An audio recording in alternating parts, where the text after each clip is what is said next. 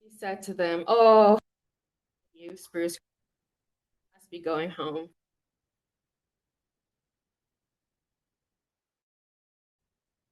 Jean Miss Tapin Hen Metz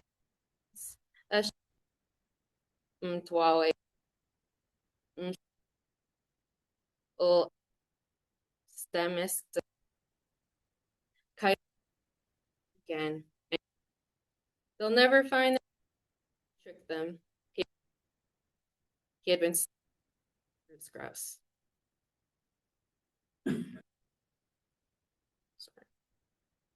Meows a sluch. This is a skull. Est. Tailed grouse flew up. Coyote even more. Almost fell backwards. Junta musclep met penmin latched a mammal to Hulchwelt. Coyote told her, "You will find your children in good health." Sachinam choitja musclep est ucht en sunech est a Cape stasis ekmich es escalab. Coyote continued singing when suddenly, ruffed grouse flew up, startling him, and he nearly fell off the cliff. Msuchunza sunech mchunsis yenka kat spoke eoch metpenmich memelt de Hulchwelt. He recognized ruffed grouse, and he said to her, "You must be going home. You'll find your children well." Msachina muka choitja muscala. Tappen hen met spin means melts. Metroy statin. Coyote started to sing again. "She will never find her children. I tricked them. Est uchtes sasuk tawachin. Est kai bet oistem escalat. Mquilchiuchtes insetetwa." Suddenly, spruce grouse, there was a mistake in here, I knew it. Spruce grouse flew up with a loud noise. Coyote got really startled by her and fell off the cliff into the river. So obviously everyone's going to take their own takeaway from the strip text. But something that I found really interesting is just like the grouse get more aggressive, I guess, as they come along into the strip text.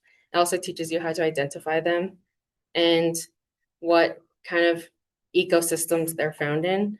Because something that happened when we were reclaiming our strip text is there's a lot of context that kind of got forgotten, I guess, or taken from us. But my uncle is a forester, and something he noticed is that each of the grouse, the colors by their eye, lined up to the trees in each ecosystem they're found in. Or some of the, what's it called? The pitch is what Coyote calls it. But which I found really interesting because that's not something I ever noticed or would have noticed. But yeah, eat Jukes. And I hope you enjoy the conference. Mini one. I don't know what to do with this. Thank you.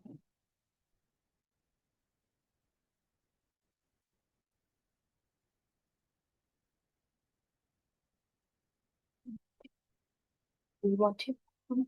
Or I should. Not an issue. Previously, a lot of people couldn't hear. Oh, on the Zoom? Yeah.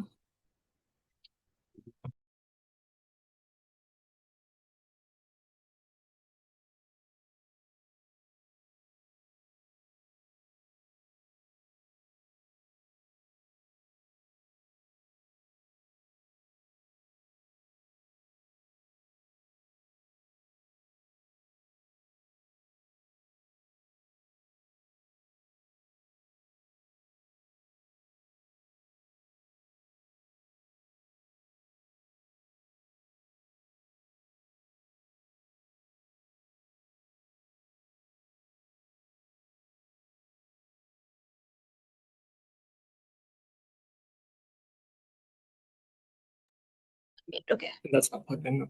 So you're just not going to use Not that? gonna use it, no. Okay. It's not. Yeah, apologies. Perfect. That's right.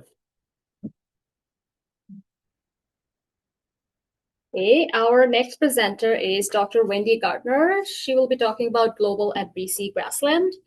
Wendy is a professional agrologist and professor in the Natural Resource Science program at Thompson Rivers University in Kamloops, BC, Canada, where she's been teaching for over 20 years. Please join me in welcoming Wendy to the podium. Is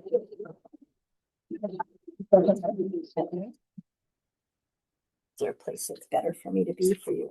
Here, I gotta take this. So nice to not be dealing with all the technology and just be able to show up here.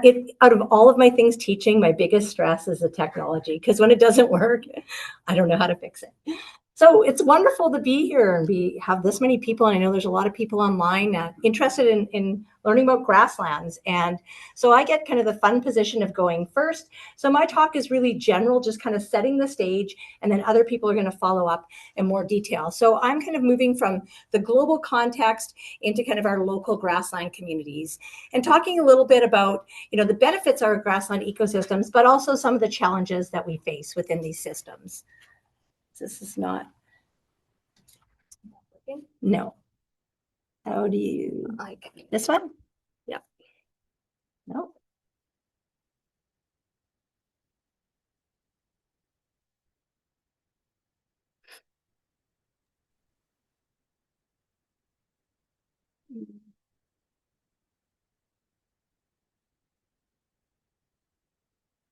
There we go. See, there we go.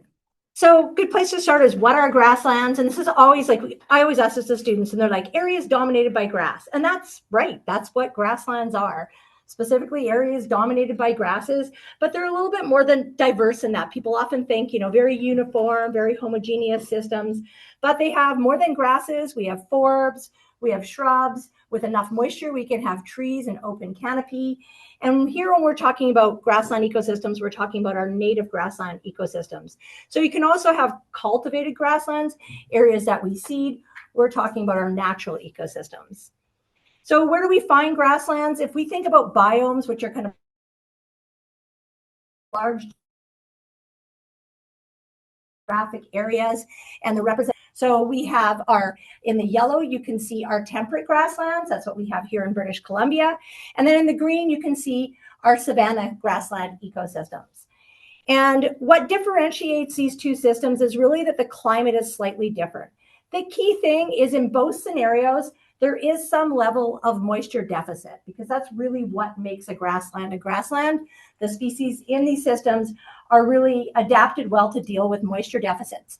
But our temperate grasslands, like what we have here in North America and in British Columbia, they're what we call arid to semi-arid. So they're pretty dry, and they have very little precipitation. You can see that it's quite low. And they tend to have what we call continental climates. So a continental climate is something where you can have large extremes in temperature. So if you think about Kamloops, we can be -20 in the winter up to +40 in the summer. And these plants are adapted to deal with those climates. When we look at these savanna or tropical grasslands, those are closer to the equator. They tend to have more moisture. They're the systems that usually have a lot more tree cover. Still understory dominated by grasses, but instead of a continental climate, they have a wet and dry season. So it's still important to recognize there is still some level of moisture deficit. So if you look at biomes globally, the way that we kind of break them out is looking at precipitation and temperature. So we've got our precipitation here, this is in centimeters, and our temperature here. And what you can see is all of our forested ecosystems, our forested biomes, are where moisture isn't limiting. So then when you get to a point where moisture starts to be limiting, then you move into our grassland biomes, and these two are differentiated by that average temperature. And then you get to even more of a moisture deficit, and you get into your desert ecosystems. And you can kind of see that in BC when we go up, our grasslands, we go uphill, and then we hit the forested area. Oh, now I'm not working anymore. I can't move it forward. Mm-hmm. There we go.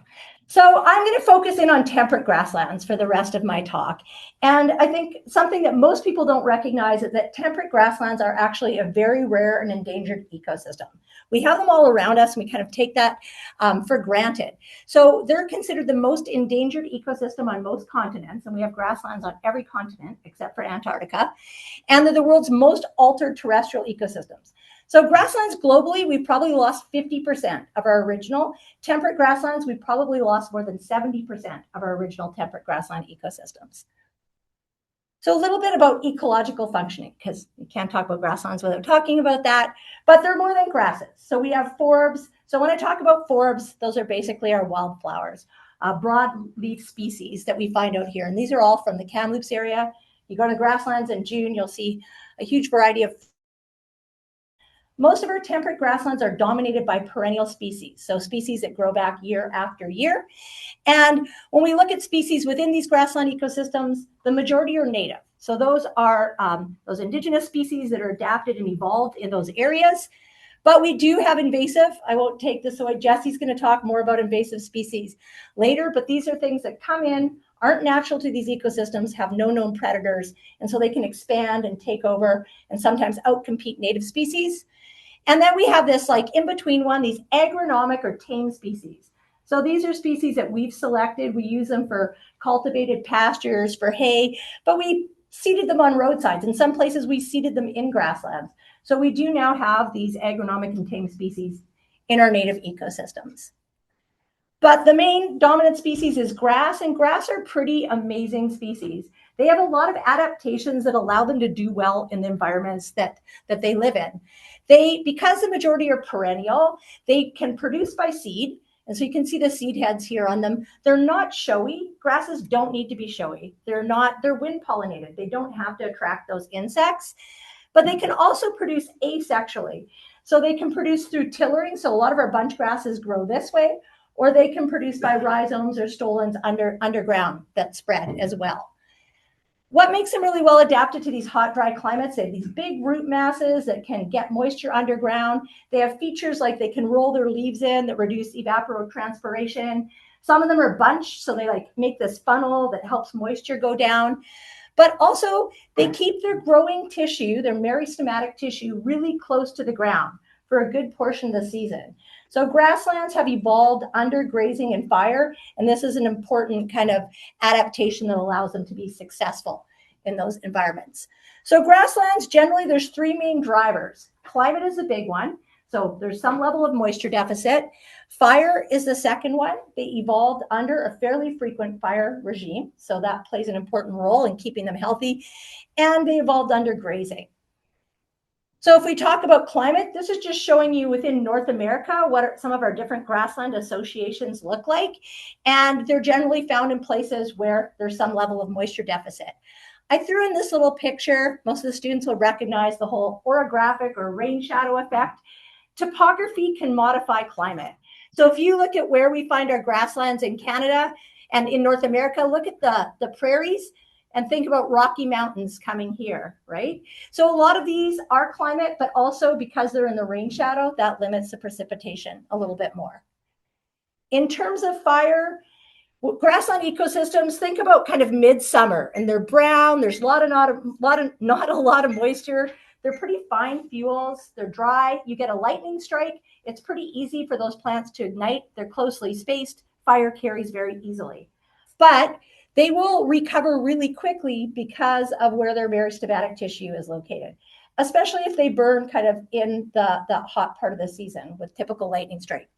As well, indigenous people were using fire as a tool on the grasslands since time immemorial, and so that was also playing a role in terms of fairly frequent fire intervals. Grazing, if you look at the prairie ecosystems, we would have had large herds of bison, and these plants have evolved under that grazing pressure. Here in British Columbia, we didn't have large herds of bison. Our larger ungulates probably would have been elk, bighorn sheep, deer, but also don't disclude like small mammals and insects as grazers as well. So even though they were different grazers, they did evolve under some level of grazing pressure. This picture is stuck in here. Actually, this is from Phil Yui's wife, Gloria. We were in Mongolia, and this is a Przewalski's horse, which is actually native in Mongolia on their native grasslands. Here in North America, horses actually were introduced by the Spanish, and so aren't kind of native grazers. And that's where we've seen a switch in terms of grazing, moving to more domestic species within our systems. So grasslands, like in terms of ecosystem services, this is really how the benefits that grasslands supply to society.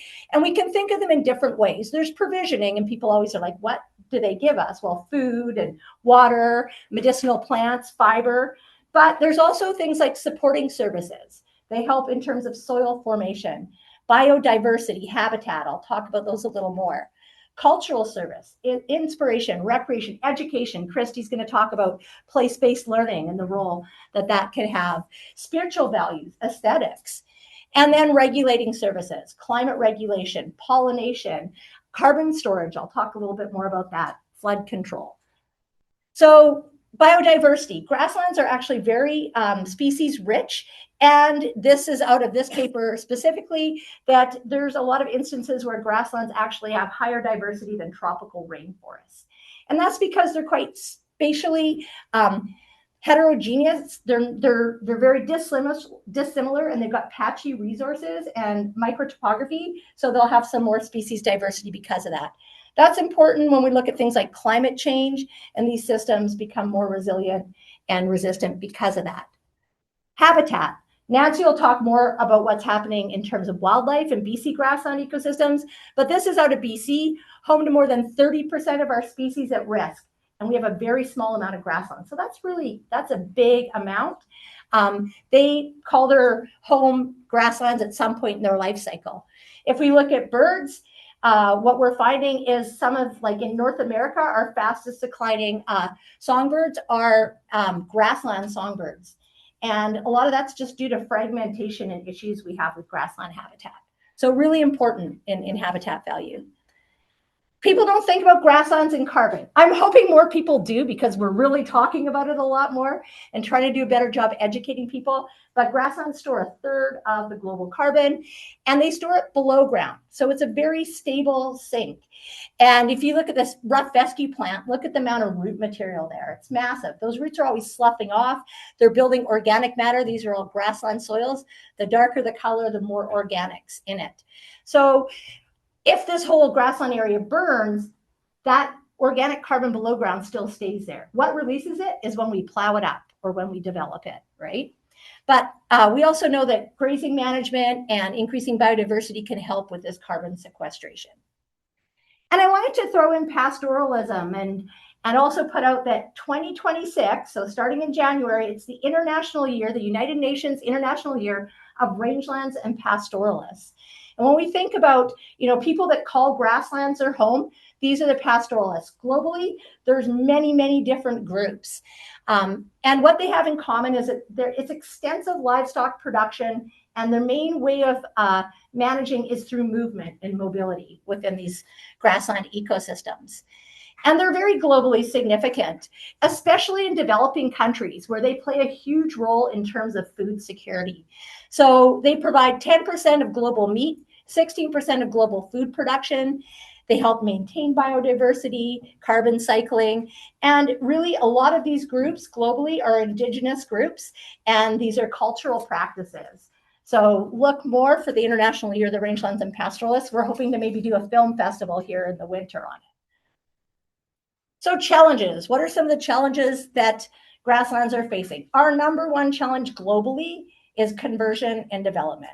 The main is conversion to agriculture. And, as populations continue to grow, we push more and more into marginal areas for food production, and often into areas that aren't sustainable for food production in the long term. And if you look at Kamloops, we're on a grassland. This is all a grassland ecosystem. And, we have conversion, within agriculture within our areas as well.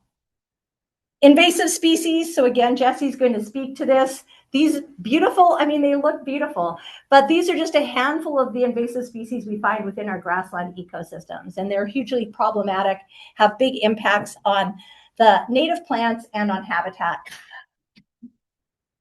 And there's more challenges. Climate change, I think it's a challenge we're facing in every ecosystem. And, we're not sure how fast our systems will be able to adapt and change in relation to those changes. Fire suppression is a big one for grasslands, and it ties to this tree encroachment. You can see in this picture here just the changes in tree encroachment within those grassland areas within that period of time. So, we don't have a lot of grasslands, and we're losing some of those grasslands due to these other factors. So just kind of to pull it all together there, when we're thinking about, our population and the pressure that we have on ecosystems and our global threats, those things alter biodiversity, they alter ecosystem function, which is really important. If we decrease these, we impact our ecosystem services, and we decrease those, which again has direct impacts for us. So it's all connected. And I want to move into kind of temperate grasslands in North America and kind of get down to BC so that I can pass it over to Mike. So I want to show you kind of where our numbers are at. So if we look at our grasslands in North America, over here in all this orange area has been plowed. This would have been all the tall grass prairie. We've essentially lost almost all of our tall grass prairie. It had a lot of organic matter. When European settlement occurred, that's where, if you were going to homestead, those were the areas you did it because you could crop that. We've lost less of the mixed grass prairie. It's a bit drier. The short grass prairie is the most arid, and we still have about 50% of that remaining. But there is a lot of fragmentation. If we look nationally, what's happening in Canada, we see kind of a similar story, especially with our prairie ecosystem. So this would have been the historic distribution, but we've lost the majority of that with some remaining. But when you look at BC, it looks like a good news story. We have a lot more green versus red. The issue is that our grassland ecosystems here are quite small, but of what we have, we still do have a good chunk remaining. So if we look at our grasslands in British Columbia, we don't have it. We're working on priority grasslands and mapping initiatives, but our stats say less than 1% of our province is actually grassland. So these areas that are yellow are indicating our grassland areas. And if you think about climate, these are the areas where we have hotter temperatures, lower precipitation. And if you look at kind of here, I put this in to show that here's BC grasslands, but they are a continuation. We're just really the tip of the northern extent of a bigger grassland ecosystem that runs through Washington and Oregon, kind of down into the southern, the states below us. British Columbia, though, I mean, we all know British Columbia. We have a lot of topography. And so topography plays a big role in terms of grasslands in BC because how it modifies climate. So the first one is the rain shadows. So here's kind of looking at a cross section. A lot of our grasslands are found in the backsides in those rain shadows. But also we classify our grasslands by where they're found elevationally. So we talk about lower, middle, and upper grasslands. And essentially, as we go from lower to upper, what we're seeing is increases in precipitation and decreases in temperature, so more effective moisture. And you get above the upper and you get into tree line. And this is just showing you the soils again. And you can see darker soils here, more organic content because there's more productivity and more root mass. So it's really a moisture gradient. And then if you get above the tree line, we have our alpine grassland ecosystems that are quite beautiful and diverse. And then we also have a type of savanna ecosystem. There's still temperate grasses, but within where we have fairly open canopy coverage, we can still have a dominant understory that is grassland. So in our interior Douglas fir, ponderosa pine, and some of those other systems. So that is kind of the broad overview of grasslands. And I know Mike's going to talk more about access within BC. So I will wrap it up there and then open to questions. I had to work really hard to make that 20 minutes.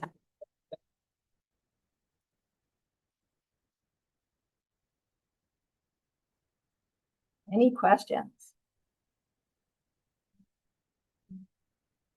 It was like my 8:30 a.m. range class. Oh, no, Nikki's got a question. I know you started off in dairy and everything in the lower mainland. So what kind of made you start caring about grasslands like this? So when I was at UBC, there was a range professor, Michael Pitt, that taught a course on grasslands. And I did take that course from him, but not till later. I moved here to work at the Agriculture Canada Research Station with beef cattle, but they put me out doing a lot of soils and plant work on transects and grasslands. And that was the first time I was exposed to them. And I thought they were amazing. I mean, at first I thought they looked horrible, but I mean, I came from the Fraser Valley. If it wasn't green, I thought it was, it didn't look very productive. But I was very intrigued by them. And then I came back and I actually came to TRU, which was UCC, and took the grassland ecology class with Russ Wharton and kind of started my journey on learning more about grasslands. So there was a question back. Yeah, I'm curious about the tree encroachment part. Like, I kind of would think to my uneducated self that maybe that's like a natural process, and is that something that we do want to?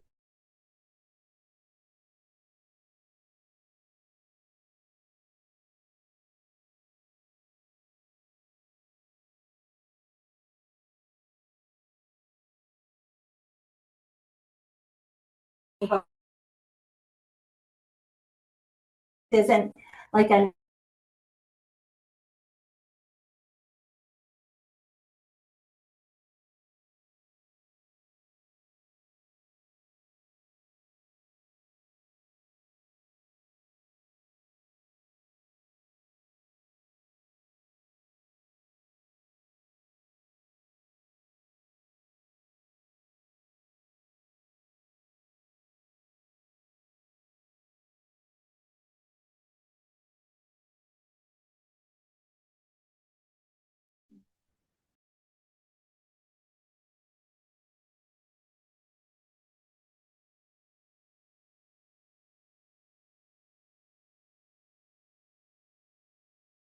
The good news story, 15%. What percentage of that, although I often will say, well, yeah, that's direct flower loss in the prairies in BC, our main issue is invasives that are impacting. Well, I mean, there's urbanization and transportation culture, but so that 15%, yet any sense, my question is, any sense of what percentage of our grasslands are impacted significantly by? That was an older report, and it was kind of looking at kind of broad areas. It's really hard to find direct numbers, especially on BC, and I think we're struggling with that. That's where I'm hoping as we do more of the mapping and getting a better sense. I would say, almost all of our grasslands, there's no pristine, all of our grasslands here have been impacted. There's some level of disturbance that occurred on them that was different from their natural disturbance regime. Invasives are pretty much everywhere. So I don't really have a number. I don't know if Mike has a better sense of a number on that, but we've got it broken down in the yeah, varies regionally. If we were interested in dramatically improving or increasing our local food security status, let's say, and we were to take Kamloops as an example, how big a role might grassland, maintained or healthy grasslands play in that? well, in terms of protein production through like grazing within those rangeland systems, they can support a really high.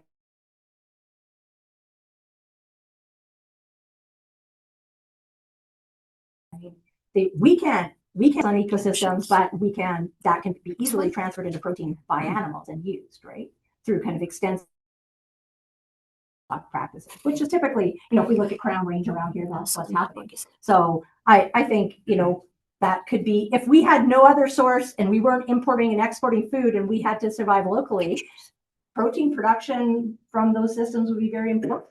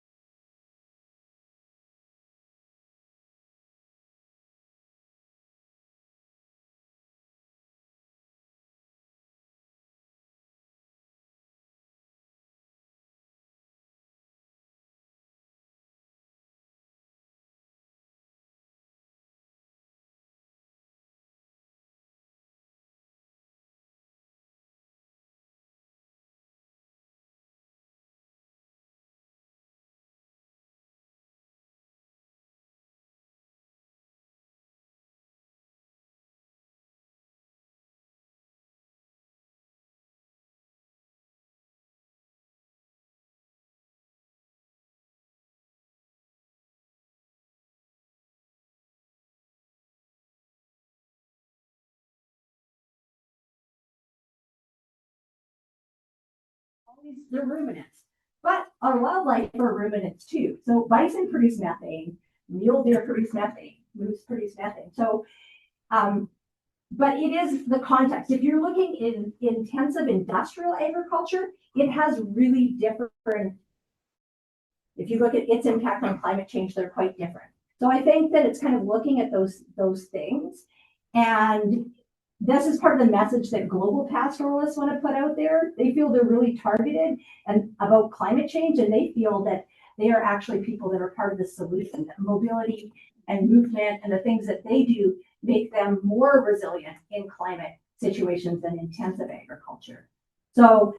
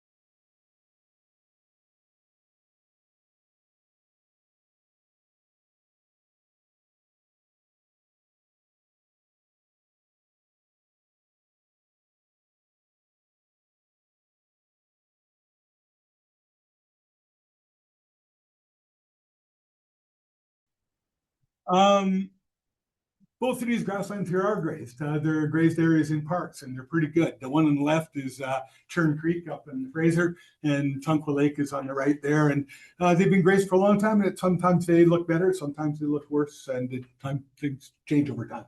So I'm here to talk about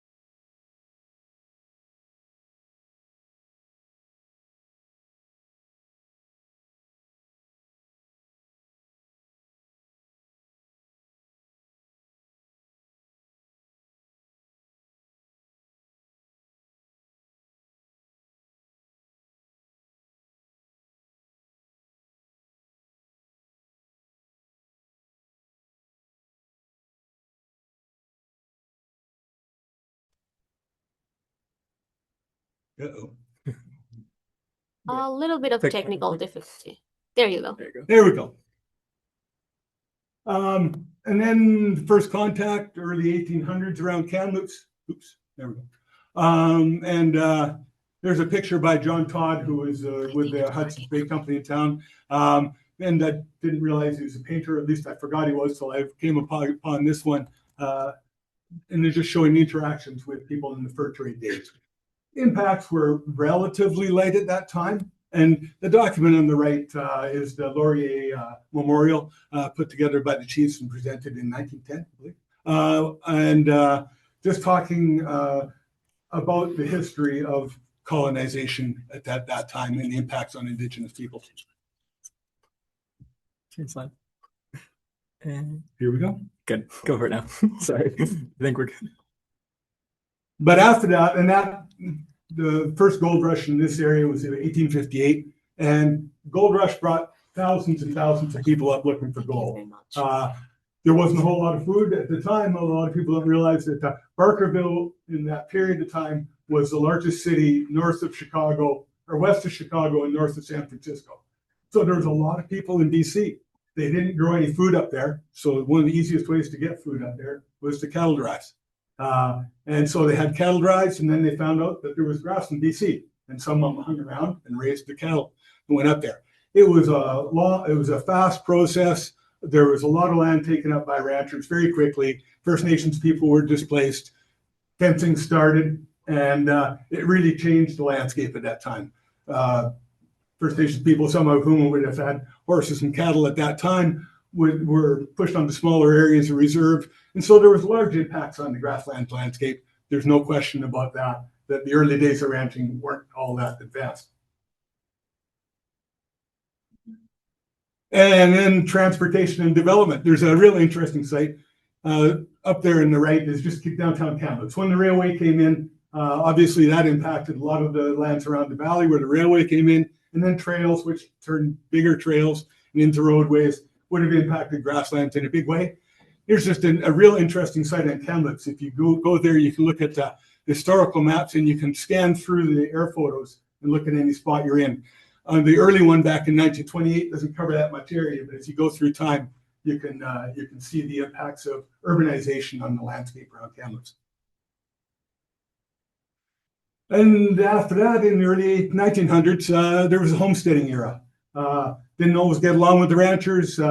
Like all over Western North America, the big push was to get farming established. And around Kamloops, it happened both in the Knutsford area, north of town, south of town, and in Lac du Bois, north of town. There's a picture of one of the cabins that remains in Lac du Bois. And there was 3 schools in Lac du Bois, and there was at least that many in Knutsford.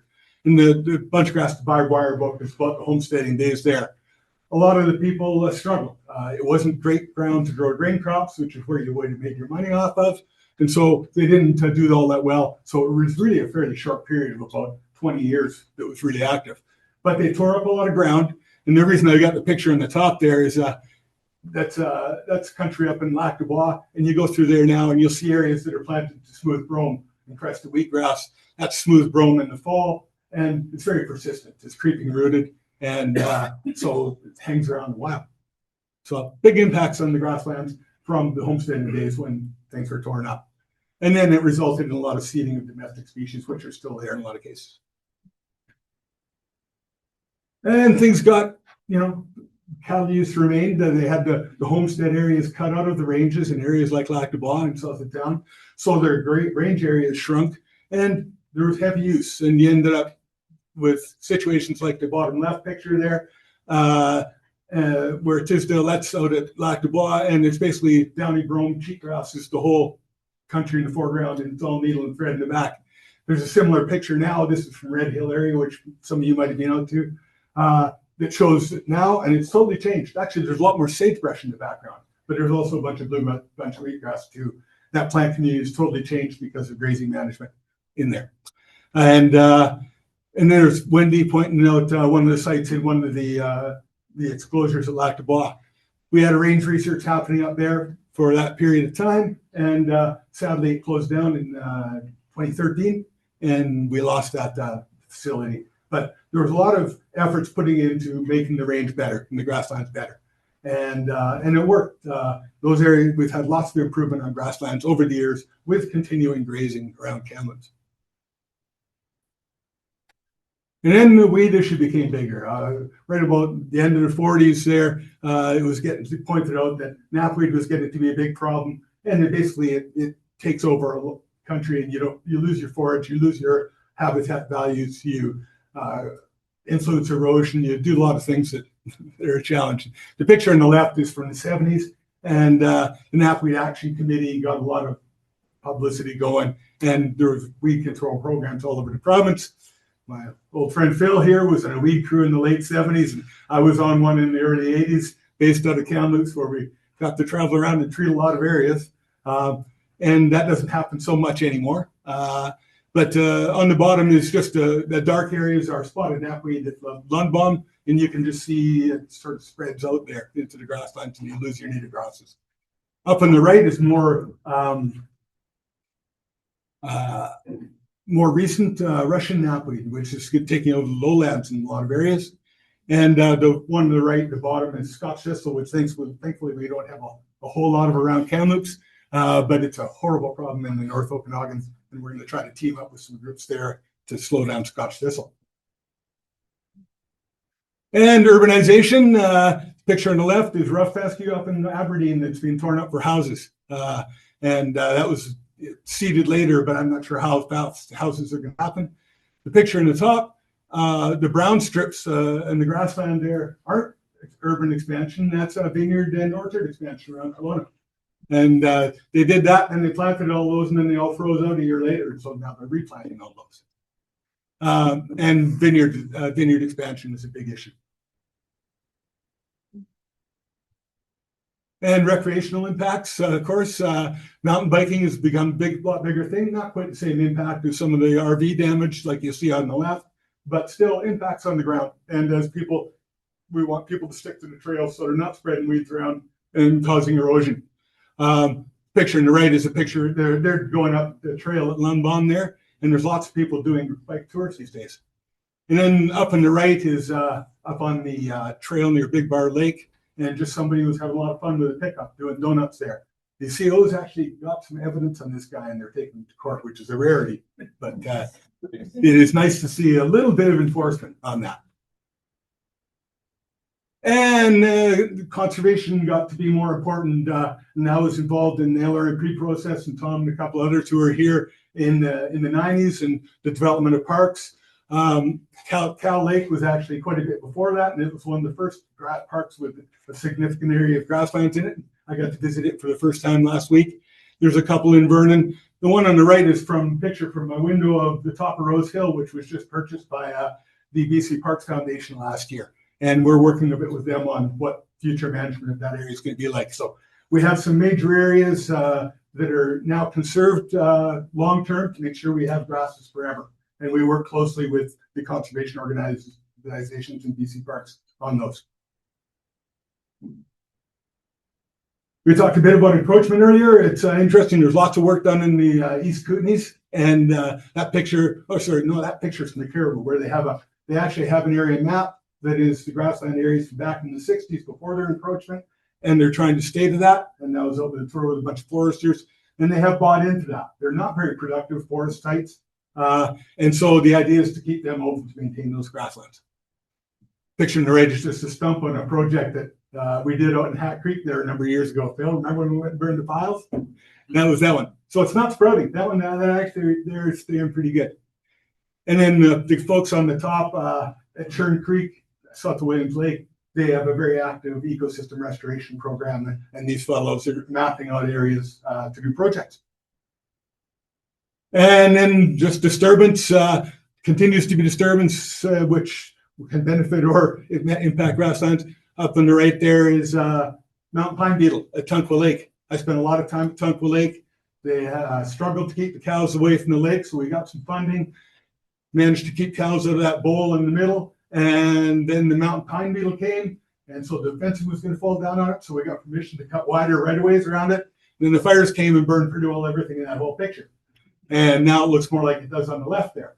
The trees are gone. And that is pine grass flowering in between with a few weedy species, but it'll recover on its own over time. And in the future, the left is gas line at Lac du Bois. It looks sort of good when it's seeded there, but that was the year they had the cover crop, so there's some high stuff growing. It's going to be a long process to try to get that back to a native stand. The bottom picture is out at Douglas Lake last year. We did a little bit of work monitoring cheatgrass expansion. You can see the cheatgrass expansions in the brown, and with climate change, we're worried about more peatgrass. The bottom right is soil carbon talk we had comparing carbon in forests to carbon in grasslands up at our AGM a couple years ago. And then energy thing, expansion, things like that. Solar panels, I don't know why we need to put them in ag grasslands or ag lands. It seems ridiculous when we've got all sorts of other places to go, but it is definitely a concern here and worldwide for me. So with all that, how's my time? Am I? Okay. Yeah.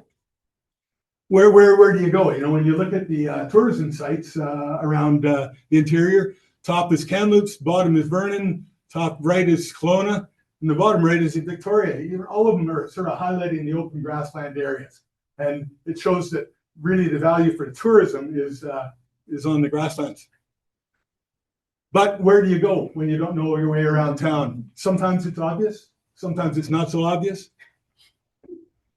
So what is land status? What have we got out there? We've got private lands, so fee simple lands, which include conservation holdings like Nature Conservancy lands, and includes the First Nations lands, and many bands are starting to buy more ranches, but they come with the private land that's with them. Then there's Crown land, vacant Crown land being the majority of area around Kamloops, up in the hills, that it doesn't have a lease on it. Then there's Crown leases, which are specific for grazing mostly. And then there's parks and protected areas under the Crown land list. And then there's federal lands. Indian reserves are included, national parks, and then a little bit of national defense lands in BC. And what you end up with is a map that looks something like that. Up on the left, the green stuff is Lac du Bois Provincial Park, protected area. The hatched is the Kamloops IR1. The pink is private lands, and then there's some hatched stuff there. There's grazing lease lands, and then the rest that doesn't have anything is vacant Crown. So you're able to go there. So it's confusing, and I know when I moved to Kamloops, you drive around, you really didn't know whether you were able to go on those lands or not. I've seen some of the map sources that you can look to for that. The TNRD has a pretty good map that shows the private boundaries. IMAP is a provincial system. If you know which layers to go through, you can get there. Google Maps has some utility. Backroads of BC, I struggle to trust it a little bit. There's a lot of roads in there that I wouldn't necessarily follow. There's lots of trail apps, and some of them are pretty good. City of Kamloops has some great information on the grassland parks in the city, and we have some great grassland parks right within Kamloops. And the Kamloops Trails Facebook page has got a lot of good detail. Doug Smith has put that together with the outdoor clubs, and it's pretty good.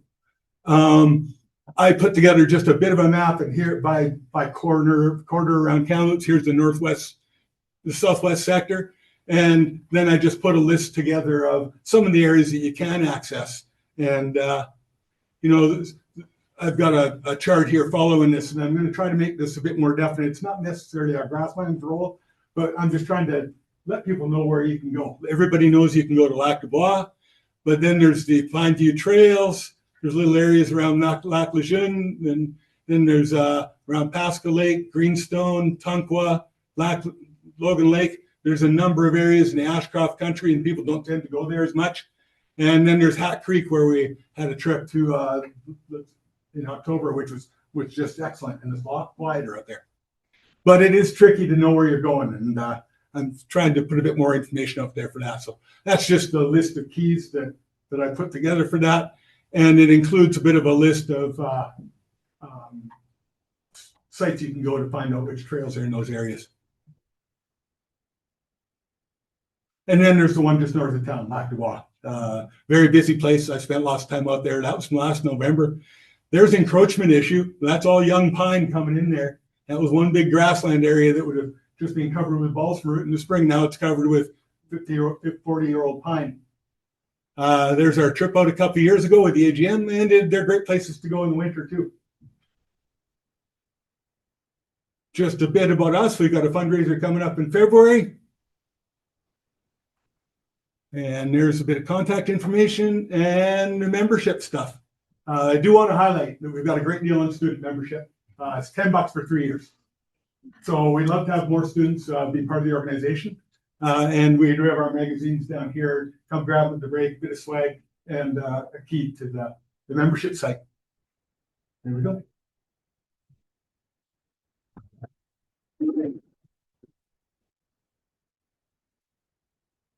Any questions? Anyway, quick, the diagram that you had at the very beginning, you had commented on how much grasslands privately owned. What was Yeah. that number? Oh, the number in BC wide is 43%. In some areas like Merritt, it's way higher. And some areas like Caribou, it's lower. Mike, Yeah. could you just repeat the questions before so that people? Okay, just go the amount of area that's private in BC. Yeah. Anything else? Good. Go. In an ideal world, in your opinion, how would you balance the value of grasslands as like recreational services? Because a lot of common people, that's their only value. And as an ecological service, like, do you think that there's enough grasslands in BC that can't be used recreationally or that are protected in that way? Or should there be more? There's quite a few in these. How do you balance recreation versus conservation on grassland? There's a lot of areas that just aren't that available. The steep slopes along the Fraser and such, those aren't going to get used, and there's just large areas that just aren't that accessible to communities. And as long as recreational use is done respectfully, people are staying to trails, not tearing up the hills with the. There's no real place for that. Although they did leave a place at the bottom of Lac du Bois, knowing that you can't just move all the recreation users off. So they do have a dedicated off-road vehicle play area. So if you do a bit of planning, I think you can balance it out. But nature is not infinite. Down the road, there's a lot more people out there now. If you drive up the Lac du Bois Road on a weekend, even this time of year, those parking lots are full. The biking business is booming out there, and now that they've developed the trail at 9.5 kilometers, there's a lot more people going out and using that trail. So it is getting busier out there. But the more people get out there, the more they care. And that's why I've done a lot of tours this fall in Vernon, Penticton, Ashcroft, and I'm just happy to get out there with people and give them a little bit of this information, and then they care. So there's a balance there. This is probably too small an item to spend too much time on, but TRU has a fair bit of land that is still natural grassland / sagebrush land to our north. And it seems that it's going to be developed in the latest plans that we have, although we know we're not doing a lot of building right away. To what extent should we be concerned about that and try to stop that or change those plans? Well, I know that some of the grasslands within the TRU grounds themselves, there's some good stuff. Wendy and I talked about that a little bit around the ring road there. A lot of it is crested wheatgrass seeded, but there is some native patches there. Some of it's on the steeper ground that isn't likely to be developed, but obviously it'd be great if they were talking to the grassland folks before they put together those plans. So we do retain a bit of what we've got. That's yeah. Kamloops is we're very lucky to have so much grassland that we do within town. I could highlight the parks, and I spent lots of time in most of them, and there's a lot of great native grassland areas. Thank you. Okay. Thanks for listening. Thanks for playing.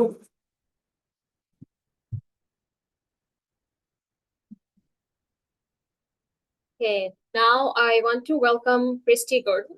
Christy is an instructor in the Department of Natural Resource Science at Thompson Rivers University and a graduate of TRU's Masters of Environmental Science program.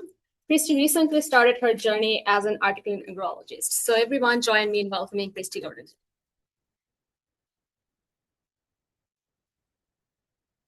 One second here, let's just quickly. Perfect.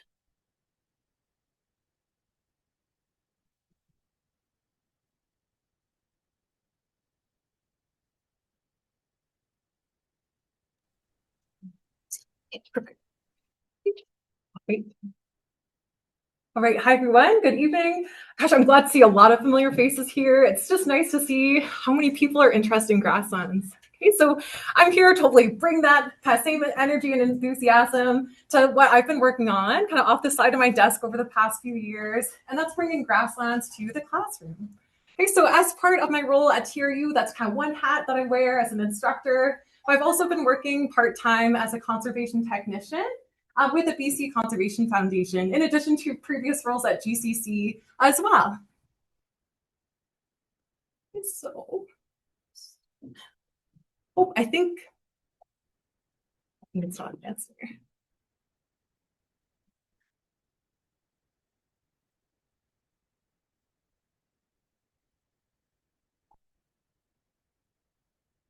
Isn't sharing.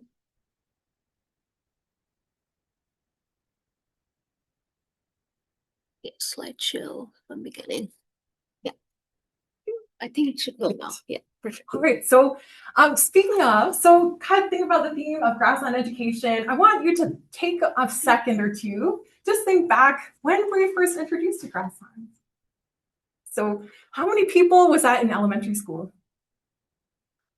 So a few. Okay, so that's positive. How about high school? So a few more. How about when was it? Who was an adult when they first learned about grasslands? Me too. Okay, so me too.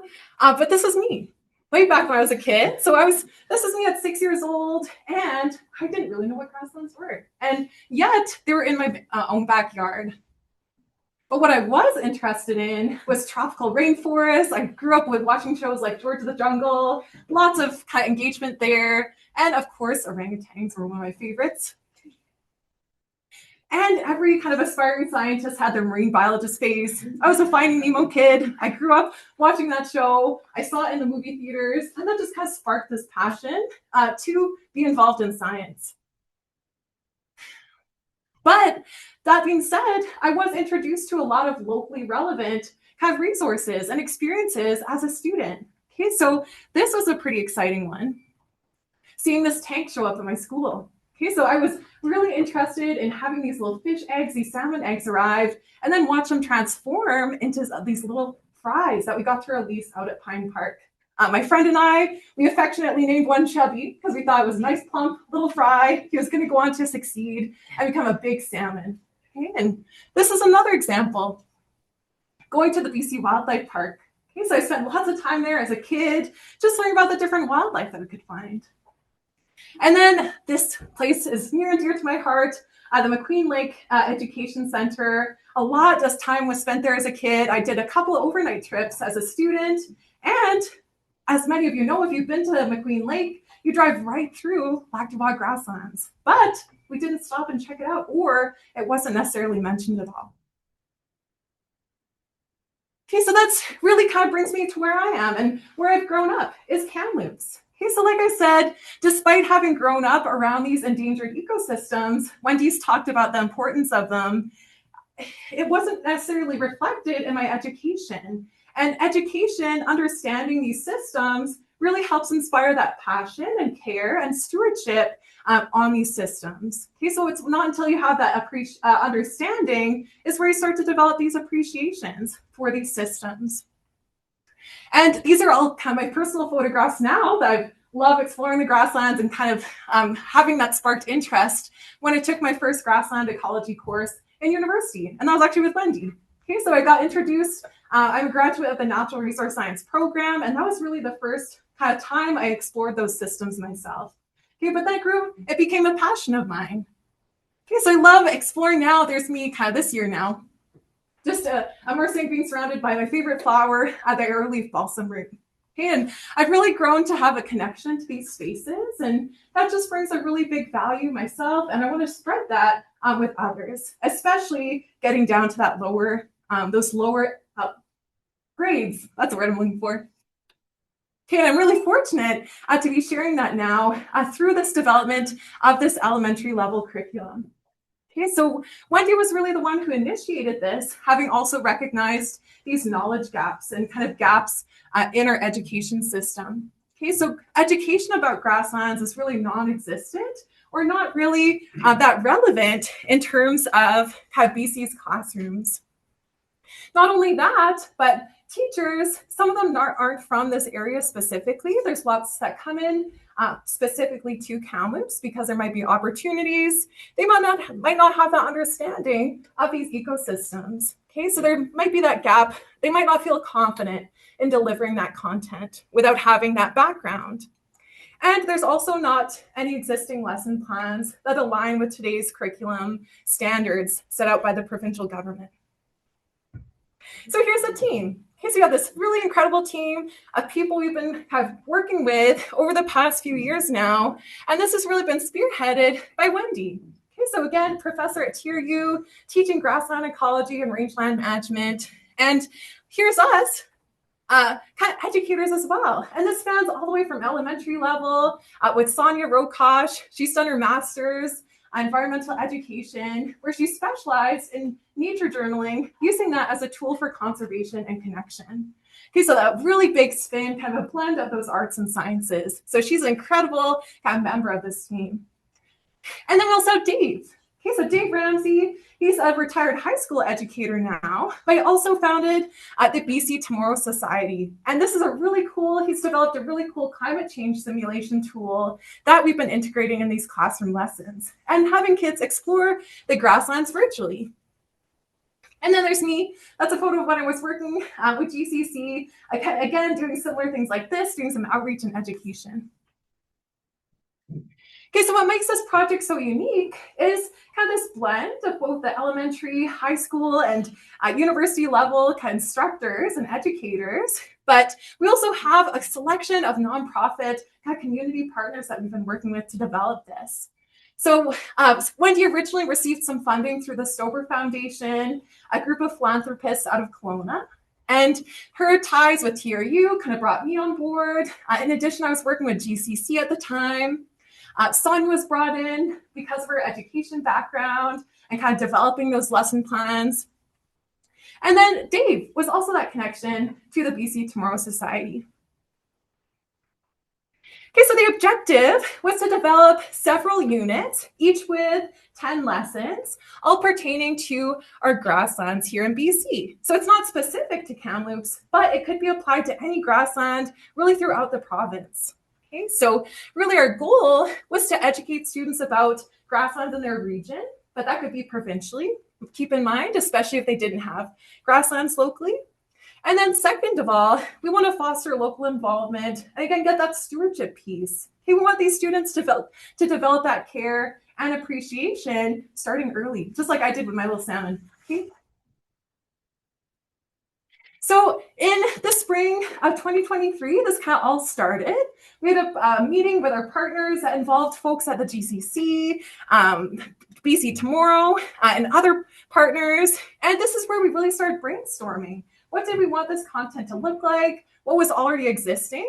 Okay, that allowed us to kind of explore again, start to identify those gaps. And we also started unit 1 planning, kind of development. That was on Sonia and myself's part. And then we started planning our in-class sessions. So that's the fun part. And also kind of planning the field trips that would go along with that.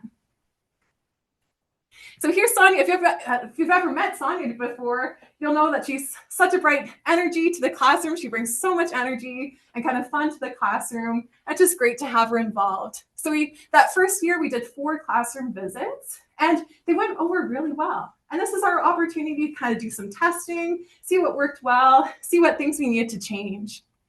And we started off with a really fun or kind of interesting activity, and that's know, wonder, and learn. So we start off our session, okay, we hand out a sticky note. What's one thing you learned or kind of about grasslands?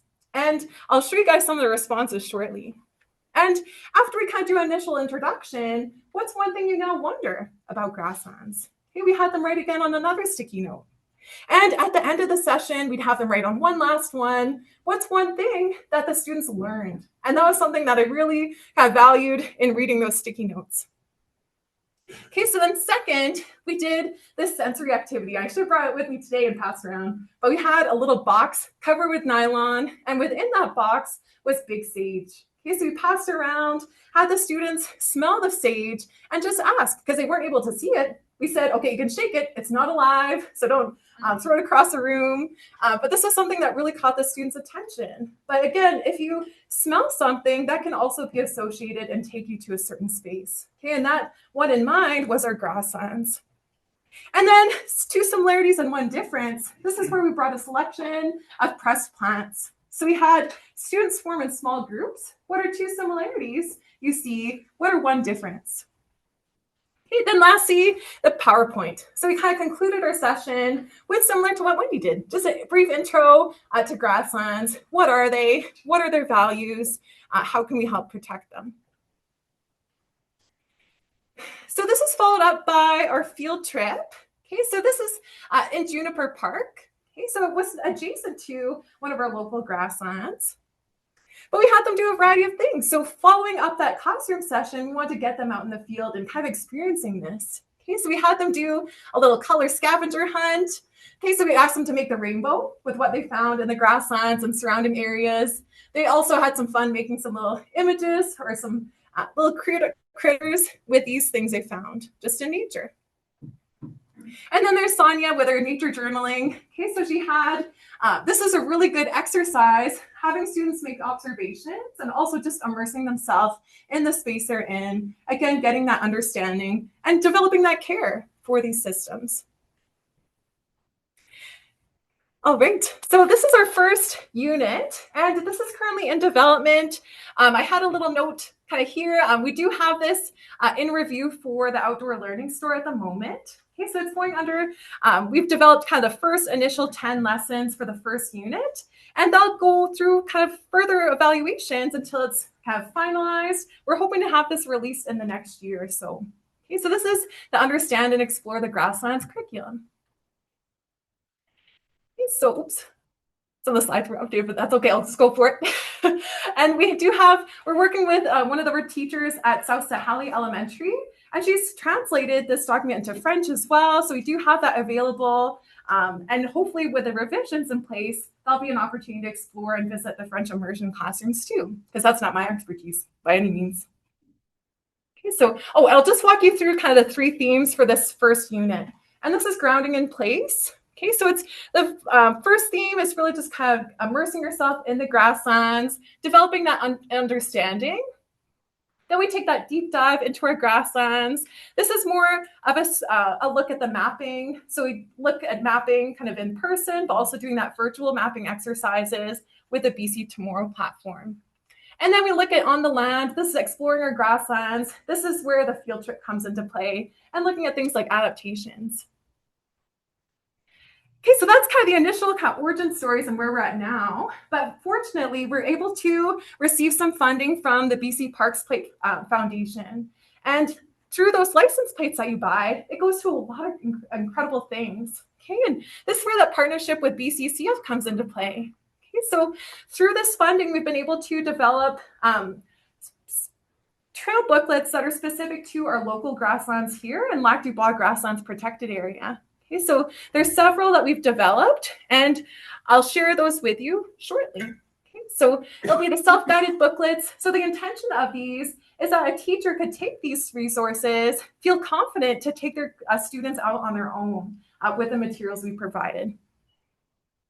Okay, plus we also have an educator. She's kind of been working both with GCC and the BCCF, Abigail, who's doing some further in-class sessions with students.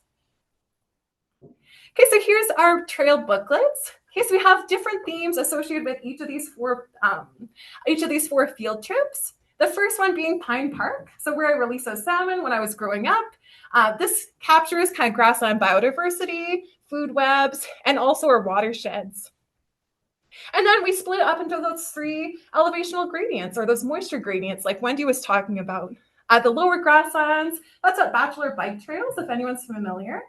Okay, so that is really the broad introduction to grassland systems. We do an adaptations activity, which we show the students some animals and critters, and then we ask them to make a creature. Okay, so create a creature about the grasslands. And then our middle grassland trail, this is all about grassland formation, so how they developed habitats and also stewardship.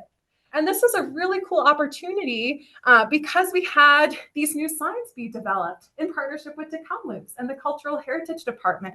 So we've really tried to utilize and incorporate activities, kind of learning Secwepemc scene as one of our activities. It's called Indigenous Voices. Okay, so that's been a really rewarding kind of trail, just showing that, highlighting that collaboration. And hopefully that's a sign of the direction we're going into for the future.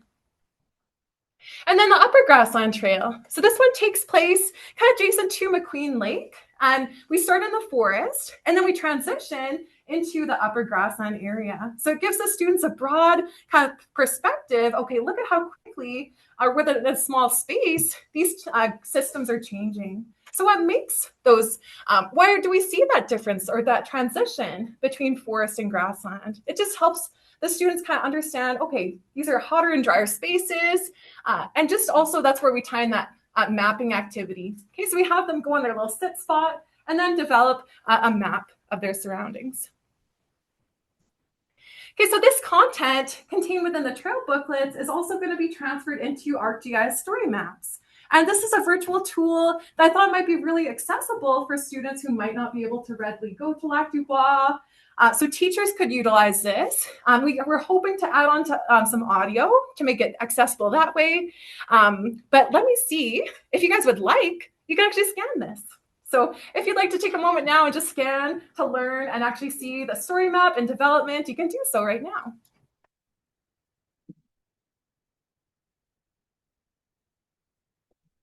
So I'll take you through kind of our lower and middle grassland trails, and just so you get a sense of the content there.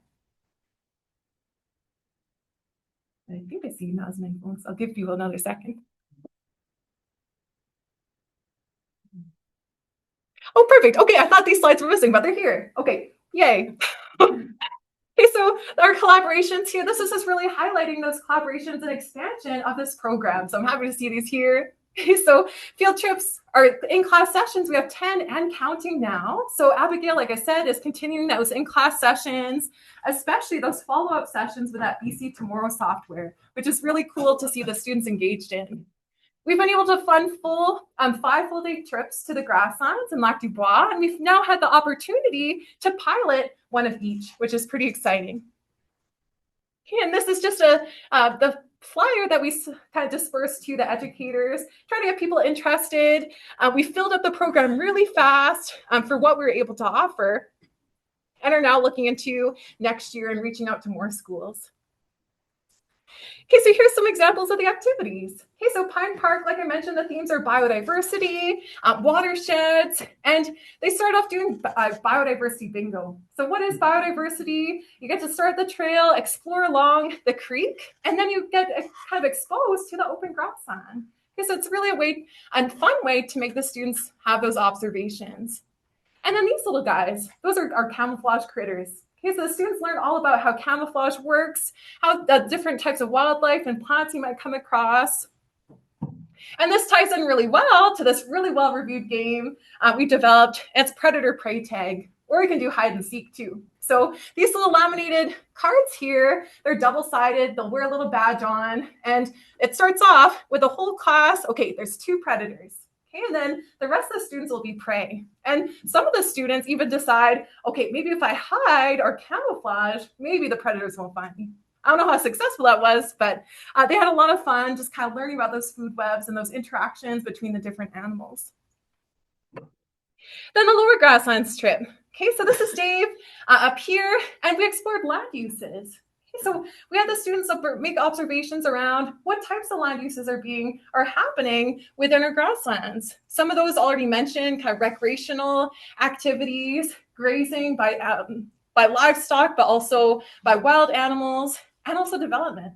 Okay, so we have the students recognize those impacts, but also what's happening, what's a result of these land uses on the grasslands. Okay, so this could be positive or negative, and we have those students have those conversations. This is a fun one as well, the Grassland I Spy. So again, about making observations. It's a fun one. We usually laminate these cards so we can reuse them as well. And then this is that create a critter activity I was talking about. So there's some pretty fun ones that came out of that. And then we have our middle grasslands. So this is that signage I was talking about. We had a big kind of celebration of that kind of unveiling of the signs in April this year. And it just kind of goes to show collaboration can take you a long way. And it's important to kind of go take that and move forward. Okay, so 4 new signs were revised. If you want to check it out, it's at the 9.5 kilometer mark of Lac du Bois, or that long lake trail. And this is an example of that Indigenous Voices activity. So we worked with First Voices, and here we have the teachers or parent helpers scan these little QR codes in the field, and they'll have the pronunciations provided to them through audio. So you can actually have students practice a Secwepemc scene and learn some of the words and landscape features around them in the grasslands. Okay, and then we also look at biodiversity. Okay, then our upper grasslands, like I said, that's more of a transition between our upper grasslands and forests. And we have them do this little habitat overlap. So we look, we have a variety of different cards printed off, different animals and plants, and we ask them, which ones have you seen and which ones would fit into which habitat type? Or they could fall into both. Okay, so this is a fun one for them. And there's an example of the map that we give them to practice that kind of bird's eye view for the mapping exercise. So after all those field trips are kind of concluded, here's our opportunity to get back into the classroom and kind of continue those discussions. And here's Dave showing the students on their Chromebooks the BC Tomorrow climate change simulation tool. Okay, so with this tool, we're able to explore well into the future through different climate change scenarios. So you can look at kind of the landscape with the estimated impacts of climate change or without. And here's just a tidbit of how you can explore into the future. Okay, so in this scenario, if we have climate change added to this tool, it's showing that grasslands are actually expanding. Okay, so think about that and why we might see that trend. Okay, so the green being the forested areas. And likewise, we can look into the past. And I think this is a really cool feature to see, especially the impacts of human development. And we have students explore these different topics too. Okay, so here's 1910 in Kamloops. This little purple dot hidden in here, that's human settlement. Okay, so let's look at how this has changed and grown over time. Okay, so these are tools that the students are using, even at the grade 3 to 5 level. So it's actually incredible. Some of them were kind of taking a deeper dive and seeing where they lived and what would it look like into the future. And despite it kind of connecting to grasslands, there's so many opportunities that can bring these tools into the classroom. And at that age, I feel like it's pretty incredible. They blew me away for sure. So what's next? Sonia's been busy working away on units 2 and 3. Unit 2 is all about finding the values in grasslands. Okay, so here's where we kind of continue building those relationships that the students would have developed in that first unit. Invasive species are going to be captured, and also just the threatened piece. Okay, so in what ways are those grasslands threatened? And then unit 3, thinking ahead and moving forward. So this is a really nice way to tie in the BC Tomorrow simulator and offers opportunities for the students to develop their own inquiry or stewardship projects. Okay, so it's a nice way to kind of blend and tie, put a nice conclusion on the 3 units. So the goal is units 1 through 3 will be available at some point in 2026. Our timeline, we're not sure yet, but for sure unit 1. Okay, for dispersal, and the whole goal of this is to make it publicly available for all teachers to use. Okay, and in the future, it would be ideal to have the upper level elementary, but also the high school curriculum developed as well. And I want to take you home with this message. Rather than saying grasslands in the classroom, let's think of grasslands are the classroom. There's lots of opportunities for outdoor education, and I think we really need to thrive on this. And students need that time to spend outdoors. And hopefully they'll have that same enthusiasm as I did, and I do now, for those grassland systems especially. But thanks, that's all I have.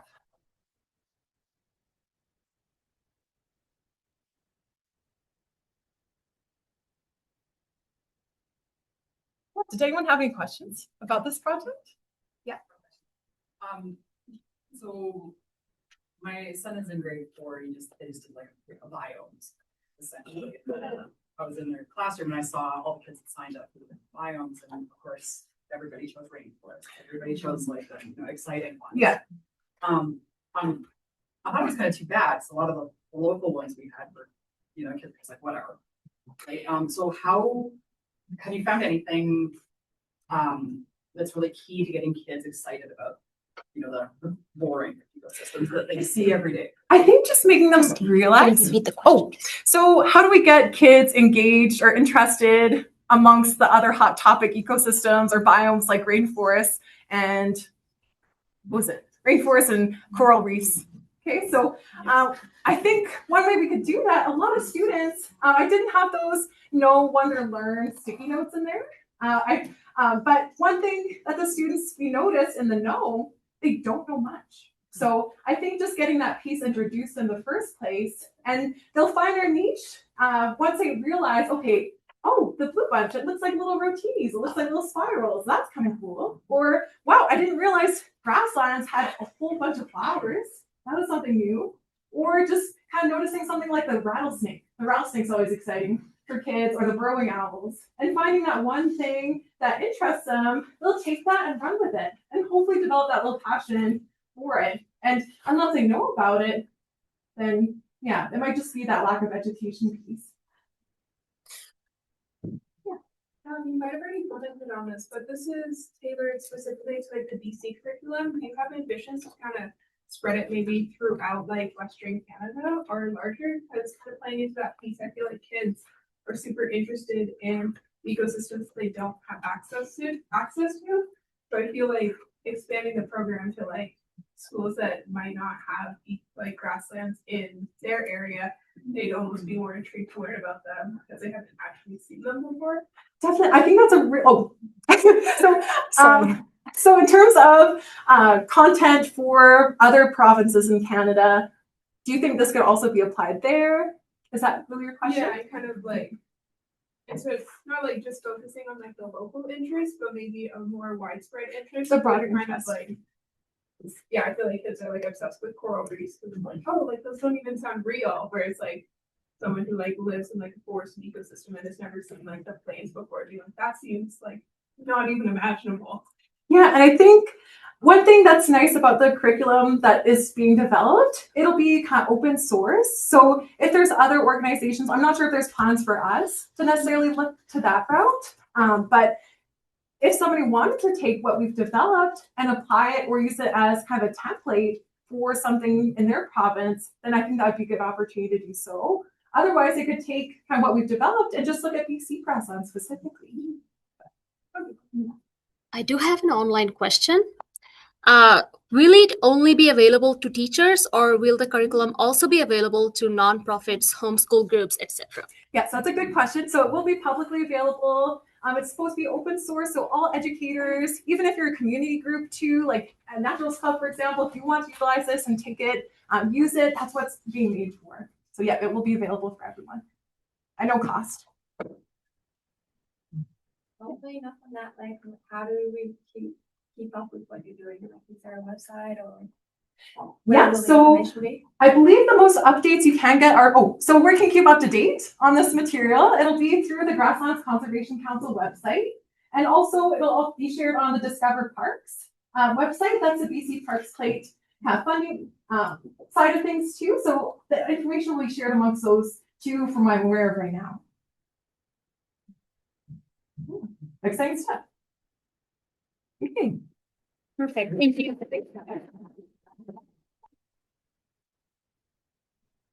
All right, so we will take about 15 minutes of break and we will be here within 7:26. Yes. Oh, it's 7:30. Okay, 7:30. If you have to go to the washroom or do something, please do it. We'll be back here within 7:30.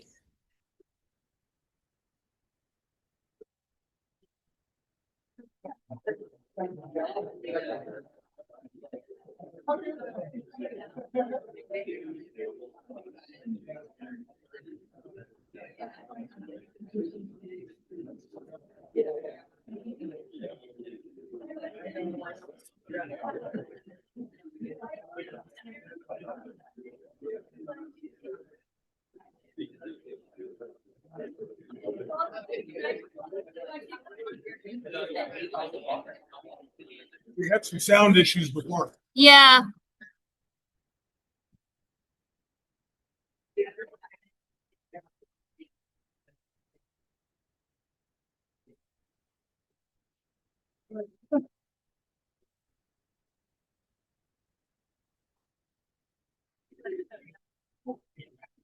Yeah.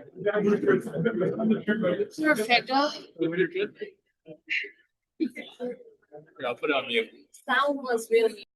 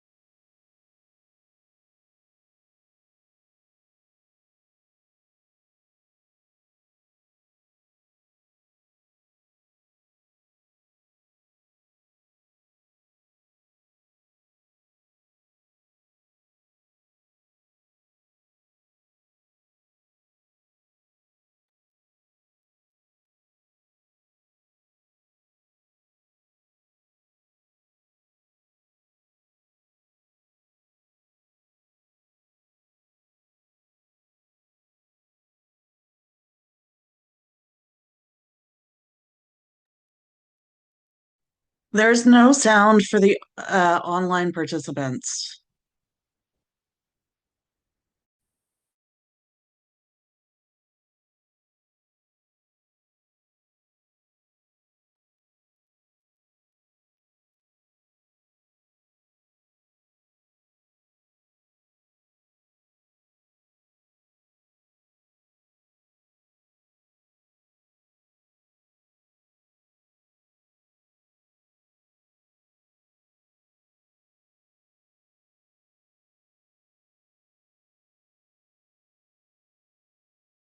Hello, Leah.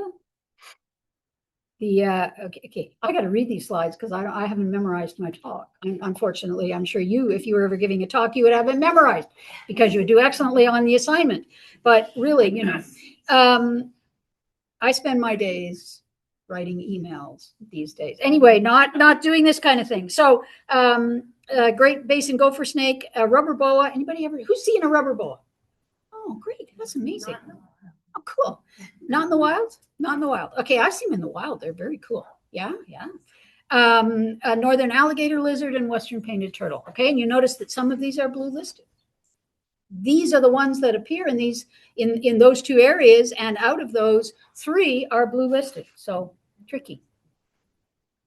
And amphibians. There are, so you notice the picture that I have here of grasslands shows the diversity of, just like Wendy mentioned, there are all kinds of, when we talk about grasslands, there are all kinds of different parts of the grassland. There's a lake there, there's grasses, there's sagebrush, there's rocky habitat. So it's not just a uniform lawn, right? There's all kinds of different habitats available. So there are amphibians. And of those amphibians, there's 2, 4, 6 amphibians listed there, and 1/3 of them, that's 2 out of 6. See how quickly I can do math on my toes. 30 years of teaching statistics, it'll do that, are blue listed. Okay, so not all that happy. Okay. Amphibians. So what are the conservation issues? Why are there such a large proportion of those guys blue listed? What are the conservation issues facing these guys? Well, there's direct persecution. How many people do you know have banged a rattlesnake over the head if they see it? Too many. I do know people who have done that and received commendations for doing it. Not from me, but anyway. So rattlesnakes are directly persecuted, and gopher snakes, which look like them. It's interesting. A friend and I from the Naturalist Club were running a table in Sahali Mall at the Christmas market, and we had stuff. We had a big old snake skin, and some people were really interested in the snake skin, but some people, you could see them, as they approached the table and could see the snake skin, they backed off. So I don't know, it's crazy. Anyway, road mortality, habitat loss and fragmentation, pollution, road salts, fertilizers, pesticides. All of those things are especially harmful for, or especially affect thin-skinned amphibians with unshelled eggs. So they're particularly bad for those guys. Disease, chytrid fungal disease, which has wiped out species of amphibians all over the world, has been found all over BC. Various snake diseases as well.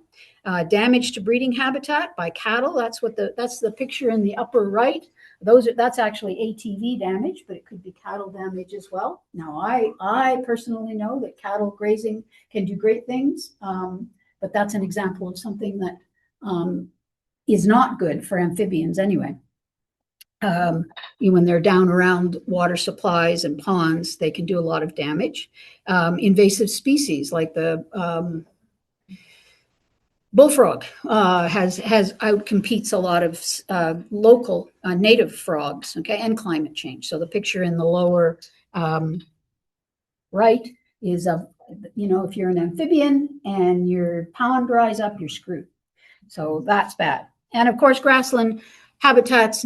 We've been through reptiles and amphibians and mammals as well, of course, like California bighorn sheep, classic. Okay, of course, the ones around here were actually introduced in the 60s, but nevertheless, this is perfect habitat for bighorn sheep.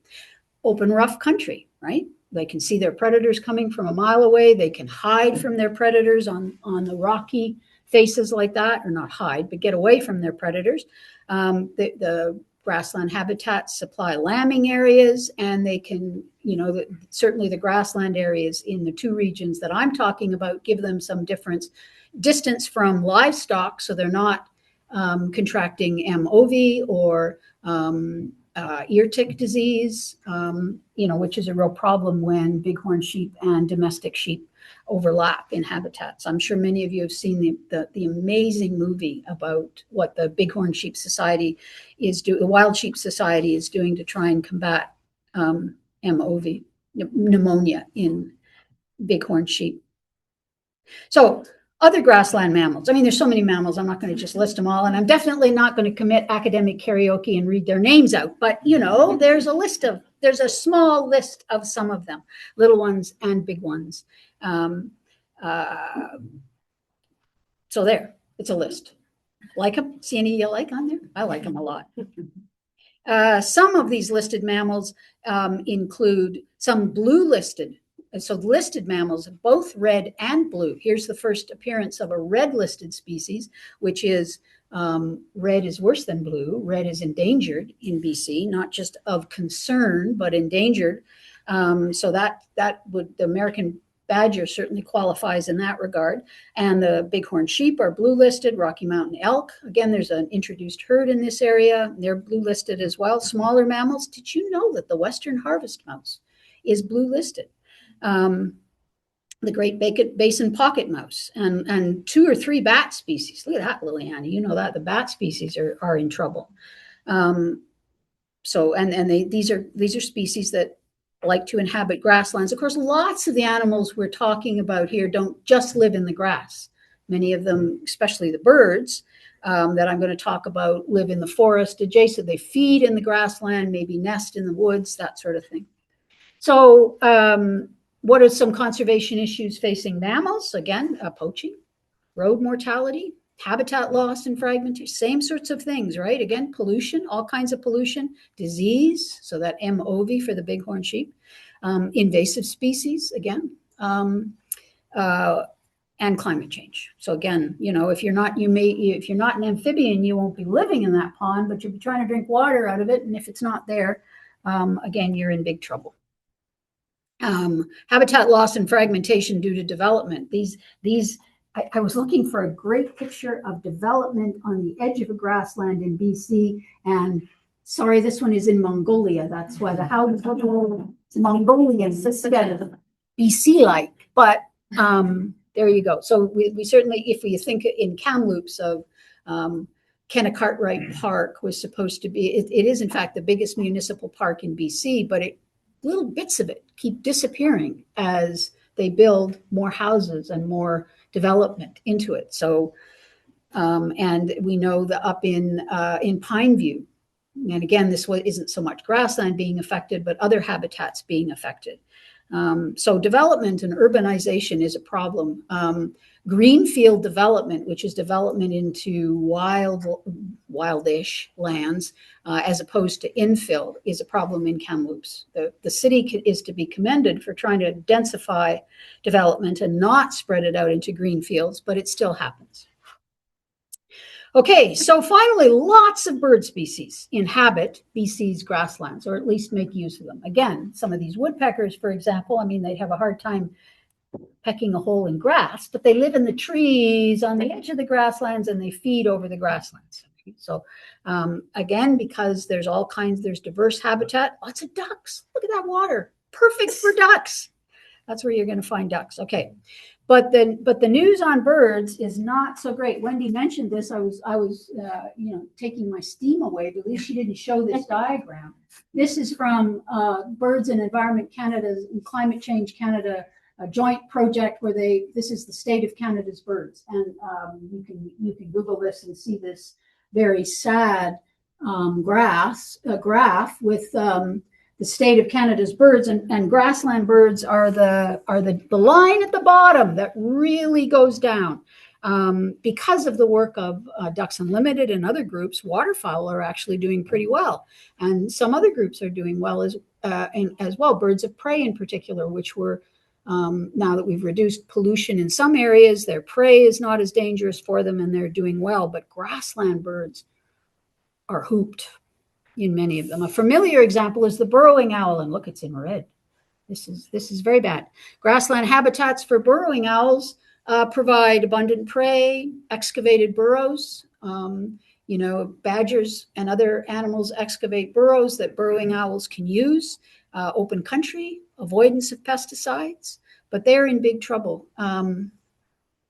Yeah, that's a sad example. Up in the corner there, no, this one here. This is for every species of bird. Not for every species of bird, but for many of the species of birds that are in trouble. That report provides graphs showing population trends, and this is a very sad population trend. And I don't. The point I just want to make here: the Canadian burrow owling population decreased by about 90% in the 1990s. Imagine that. There were 10 burrowing owls in the room in the 1990s. 9 of them would have disappeared. If you were burrowing owls, you would almost all be gone. They're designated as threatened by COSEWIC. And so what's interesting about this report and these graphs is, so they provide a lot of information. Look, the decrease in the population is very large. For each of the species, the report provides a goal, and the goal is usually what it looked like in the 1970s. And it provides information on how close we are to that goal and what conservation efforts could be used to achieve the goal of. We're out of there's no goal provided on there really. These guys are beyond saving in Canada. But luckily, Canadian responsibility for this species is fairly low because most of the breeding pairs are in the US. Okay, so we're not in too much trouble. This is another iconic species. I don't know, sinus spring in Kamloops, the first meadowlark. That's the sinus spring. Look at the population decline. I mean, there's been some fluctuation, but compared to the population in the 1970s, up in that corner, look where we are now. Okay, so the pink area is the goal. The line is the goal. So where we were back in the 70s. And we're obviously below the goal range by quite a bit. And the confidence. So this report is amazing. As somebody who teaches taught statistics, I just love all the statistics in the report. The confidence in the numbers is high. Again, Canadian responsibility is low because they breed all through the United States. So that's nice, but they're not so good. Vesper sparrow. Another iconic bird of the grasslands. I don't know if you do any bird watching. What's that bird that just took off and it's got white outer tail feathers? I didn't see the rest of it, but I saw the white outer tail feathers, and it's a Vesper sparrow. You can sing its song, 1122 diddle. Anyway, it's in big trouble as well, way below the goal line, the goal. And for this, the Canadian responsibility is high. We have a large proportion of breeding pairs in Canada. So our responsibility for this species is high. Okay. The Savannah sparrow. I did my PhD research with the expert on Savannah sparrows in North America, and I traveled all over North America with him. I have to say killing Savannah sparrows because he was doing a kind of a study that required that. I was the bird dog. He shot them, and I ran out and got the ones that he'd shot. And anyway, that was a long time ago. Before the population was a long time ago, not quite the 1970s, but still. Anyway, I can't believe this. It's like barn swallows. We've lost 90% of barn swallows, which are not particularly grassland species, but Savannah sparrows seem like the same thing to me. They should be everywhere. Okay, and we have a very high responsibility for this species down in that bottom corner there. Most of the Savannah sparrows in North America breed in Canada, so our responsibility for these is high. The decrease is large. The confidence in the numbers is high. Oh man.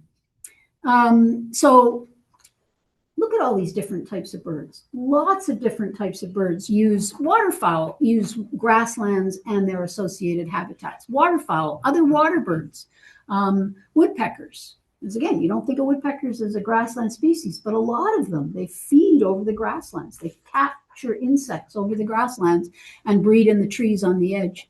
The grouse that we heard Alexis tell us about, all kinds of species. It's not just a few little sparrows. It's all kinds of species.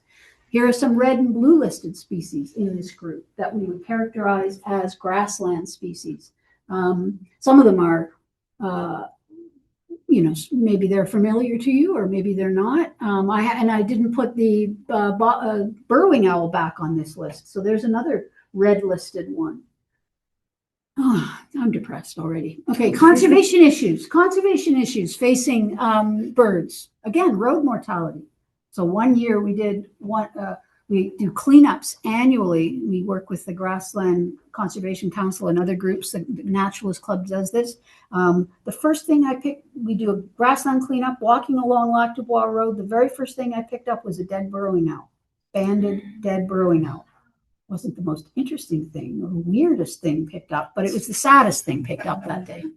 Habitat loss, obviously. If you're a grassland bird and you need grassland, every piece of grassland that's lost is tragic.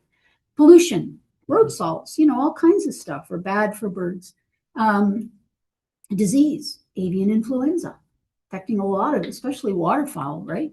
Invasive species again, climate change. Okay, so I think this is why I'm here, because I'm president of the Kamloops Naturalist Club. So I need to tell you what the Naturalist Club does and why we're part of this and why we work so much with the Grassland Conservation Council and other groups in town. We do a lot of education and research, field trips, all kinds of stuff. We work with nature kids. We go to malls and put stuff out on tables, even snake skins, so people can see how beautiful they are, and we talk about them. We organize workshops like wetland restoration and things like that. We monitor stuff. We do a Christmas bird count. Anybody wants to come on a Christmas bird count, let me know. We do interior swan and eagle counts in January. We do all kinds of things. We're going to help provide baseline data for the Juniper Ridge area, the new grassland that's protected by the BC Conservation Foundation. We're going to work with the Grasslands and do that. Grassland, the GCC. We do all kinds of conservation.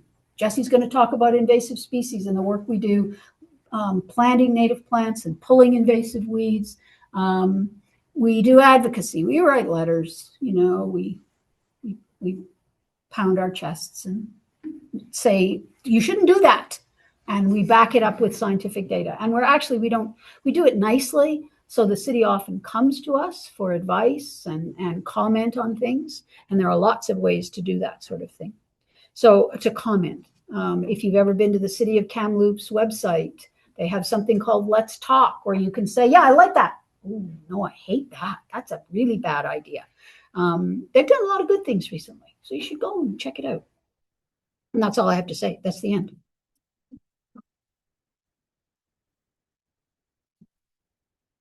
I'm going to go really fast because we're a little behind time. So, and because I know invasive plants are the most exciting topic of the evening, and I don't want Jessica. So, anybody got any questions? Hi, yes. Pigeons, rock pigeons. Whatever those stupid things that are on my roof. There used to be 10. Now Collared doves? Are they collared doves? Are they Eurasian? Are they the ones that go whoo? Yes. Whoo? Yeah, they're not owls. I spent a lot of time saying it's a Eurasian collared dove, and those are invasive species that haven't been shown to actually be out competing anybody, but they are extremely annoying, aren't they?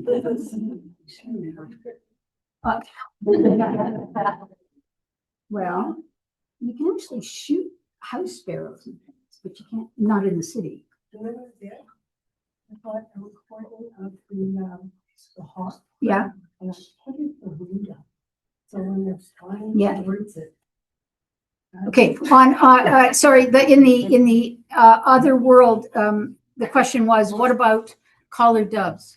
Yeah, they're noisy. We don't like them, but they're not particularly grassland. They live everywhere. Yeah. Anybody else got it? I know they're annoying. They are very annoying. But I have one question. Yes. Just because I do lots of work and go to conferences in the US, and they've been building, and because so many birds are migratory, which makes it very problematic when you're dealing with habitat, like grassland habitat, they have started this grasslands roadmap. So it runs all the way up through the US and is trying to connect landowners all together. Right, I And it's noticed going that. into Canada. I don't know if it's attached to BC at all yet. But the whole purpose of the Grasslands Roadmap is, one of the main purposes is to deal with migratory birds and habitat for migratory birds. I didn't know, I just wonder if you've heard about it. I've heard of it. Yeah, I don't think we don't think it continues past the border like so many things. Well, They they don't. said, when I talked to one of the individuals when I was in the States last year, they said, oh yeah, we've got the prairie provinces involved. And I said, what about grasslands in BC? And they said, do you have grasslands in BC? Okay, well, we'll get on that. Yeah. We will. We'll get Yeah, on that. because I feel like they were having some successes. I mean, and they showed the same stats, but it was that idea of trying to build some of that connectivity. It's like pollinator pathways Yeah. and stuff. Yeah, that's we should do that. Yeah, that's a good idea. Yes. More comment what the appropriate heart was that burrowing owl that you saw. But in our ranch, we support the burrowing owl society. Right. We've got about 4 spots up in that spring. And some Mhm. of those birds have been spotted down in Southern California. Mhm. Right. So the comment was that some of our burrowing owls here that were released here, right? They're probably released birds and have been spotted down in Southern California. Yeah, I went down to a breeding site in Oregon where they had dug a lot of burrows. And so there's a lot of burrowing owls in the States that are doing quite well. That's why we're less responsible for them. It's not our fault. Just saying. It's too bad. Savannah sparrows are our fault. Any other questions? Yeah. Can I ask? Sure. Are attitudes like kind of changing towards like? I don't know. Of the 30 people who had approached our table, I would say only 2 of them backed off. And the other, another 10 came forward and were really interested. So I don't know if attitudes are changing or not. Good question. Let's do everything we can to change attitudes. Yes. I like snakes personally. I don't like spiders so much. Anyway, that's another. Any other questions? You're off? We done? Okay.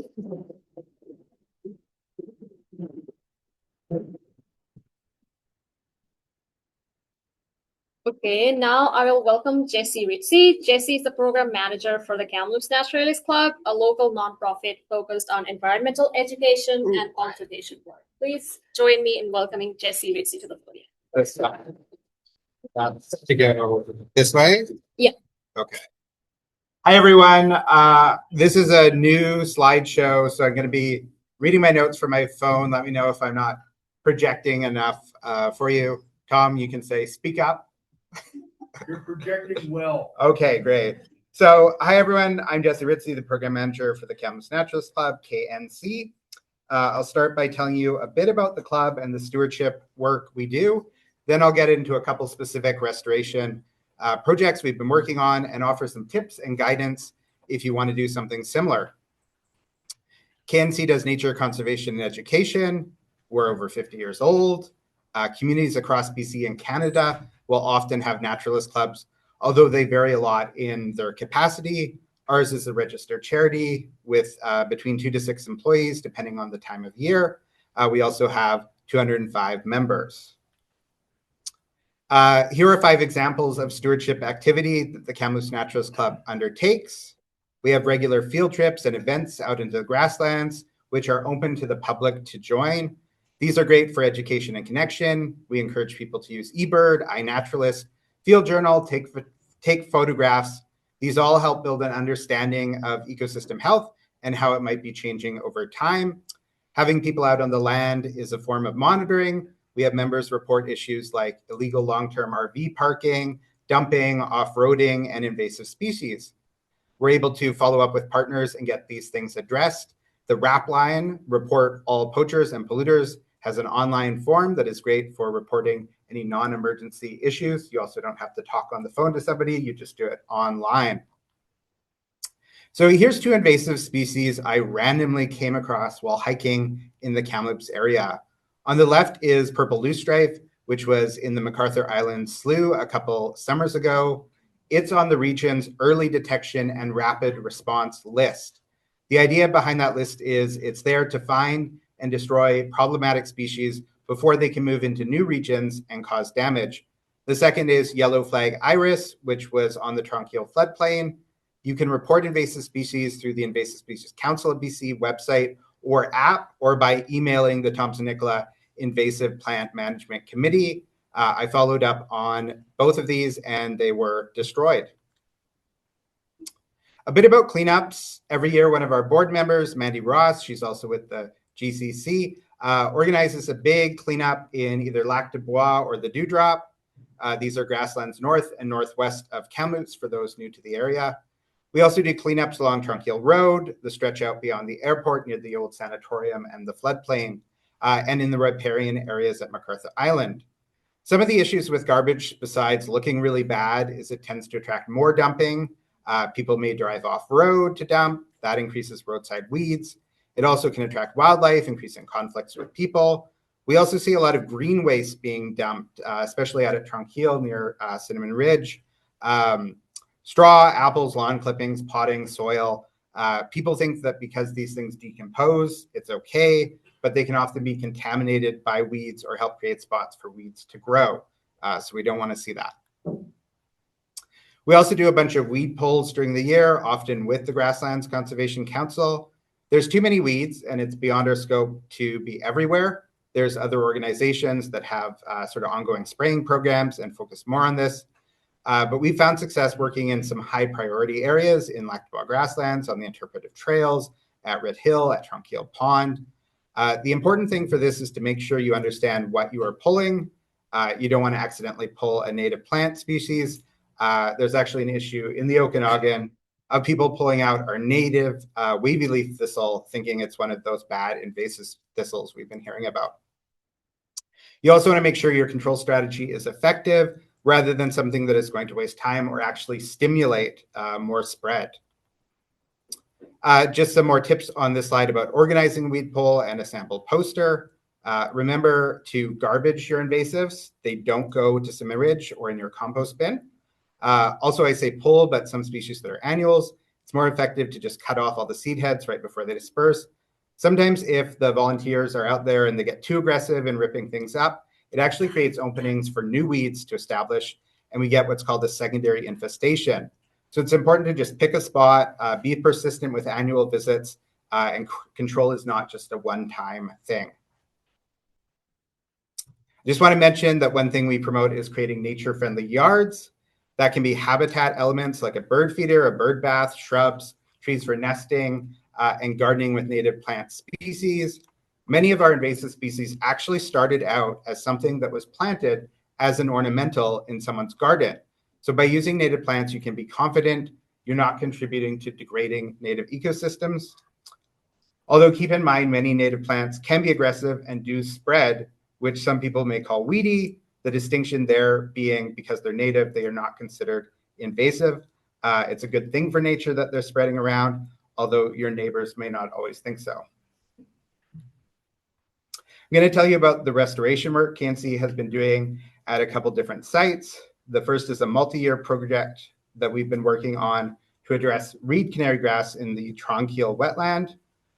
We have some long-term plans to develop a viewing platform at the site for birds in the pond, but we also want that platform to be surrounded by diverse native plants.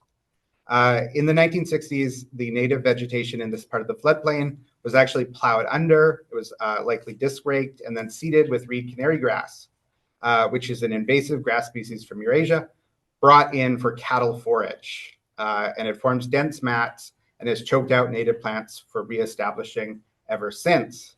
So we brought in Catherine Tarasoff, who's an agrologist who specializes in controlling aquatic weeds. She suggested using a benthic barrier material that has worked previously for yellow flag iris. You can see in the slides us sort of putting the mat down and taking it off, with support from BC Parks, BC Conservation Foundation, Environment and Climate Change Canada. We have a multi-year trial going on, the result of which showed just 1 year of treatment was optimal for killing all of the reed canary grass. After that, like if you keep it on for more years, we saw a decline in willow regrowth, and it's not good for soil health to keep it on longer than necessary. So this is Google Maps. You can actually see the benthic barrier in black from space. And then the pond there is to the southeast, just the corner there. And then between the parking lot and the road, that little green area, dryland spot, is another area that we've been working on. So at this site, there's a couple issues here, including quackgrass, like canary grass. That's a perennial, has lots of underground rhizomes that regenerate if you just pull off the tops. Our approach has been to painstakingly dig out the rhizomes and then apply cardboard and thick wood chips to try and weaken and smother what remains. We're also going to actually do a trial with the benthic barrier, although it may take more than 1 year. Another weed that is a concern here is cheatgrass, which is a type of brome. There's also lots of similar species, Japanese brome around the Red Hill site in Lac du Bois. These are winter annuals, so it has already germinated and sent up fresh growth and then set seeds long before the perennial bunch grasses do in the summer. The conversion of grasslands from perennial to these annual species is a big issue. Cheatgrass is not good food for bighorn sheep, and because it dries out earlier, it creates fuel going into summer, so it's a fire hazard. With annuals, we don't need to pull them out. We can just go ahead and remove all the seeds in late spring. And we're also going to be smothering the new generation of shoots that are coming up now in the very early spring. And so this photo, you can see it's a before and after from this September. Two of our workers, Elliot and Abby, did the bulk of this. They had a lot of cactus injuries by the end. You can also see they placed stones and wood to sort of delineate the restoration area and discourage trucks from driving over this. And then after that, Elliot and Pete have, and some of our other volunteers have extended to the hillside running west as well. So once we've addressed getting rid of what isn't supposed to be at these sites, it's important to plant appropriate native vegetation so that new weeds don't just reappear in the gaps that we've left behind. The recommendation is to use locally sourced plants to protect genetic biodiversity, ideally from populations within 50 to 100 kilometers, and also growing at a similar elevation. There's not actually a whole lot of commercial options in Kamloops, so we've been growing our own plants. How do we determine what to grow? We look for what's called a reference ecosystem. This will be somewhere with similar sun exposure, elevation, soil type, and moisture. It should also be in relatively good condition. That is not a lot of human disturbance or invasives present. We can look at the plant communities found there, collect seeds from those species in the fall, and then plant them out a year later. In the case of Trunkill Pond, that meant going to Kamloops Lake and around the airport trail, looking for riparian areas without RCG to identify species and collect their seeds. Similarly, for the dryland site, the Mara Mountain Trail had plants growing in similar exposure and slope. Here's some tips on collecting your own seed, making sure to collect when properly ripe.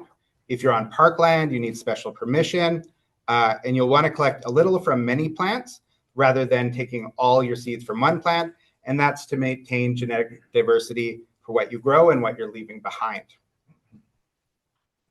So some other seed sources, Quality Seed Collections is a local company that collects and cleans seed. And then Bear Scat is also great for quickly growing shrubs. The red osier dogwood and wild rose that you see on the left actually came from that. I was going to say I have Sonia Rokosh in my slides too. That's up at the TRU horticulture. So a lot of native plants require a winter stratification period to break their dormancy.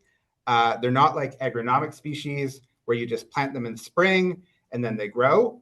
And especially with seeds that grow from fruit, the fruit usually has germination inhibitors that need to break down. So seeds digested by bears help speed up what can be a multi-year process. So that's why that bear scat was helpful. So seeds actually get planted now and they need to sit out over the winter.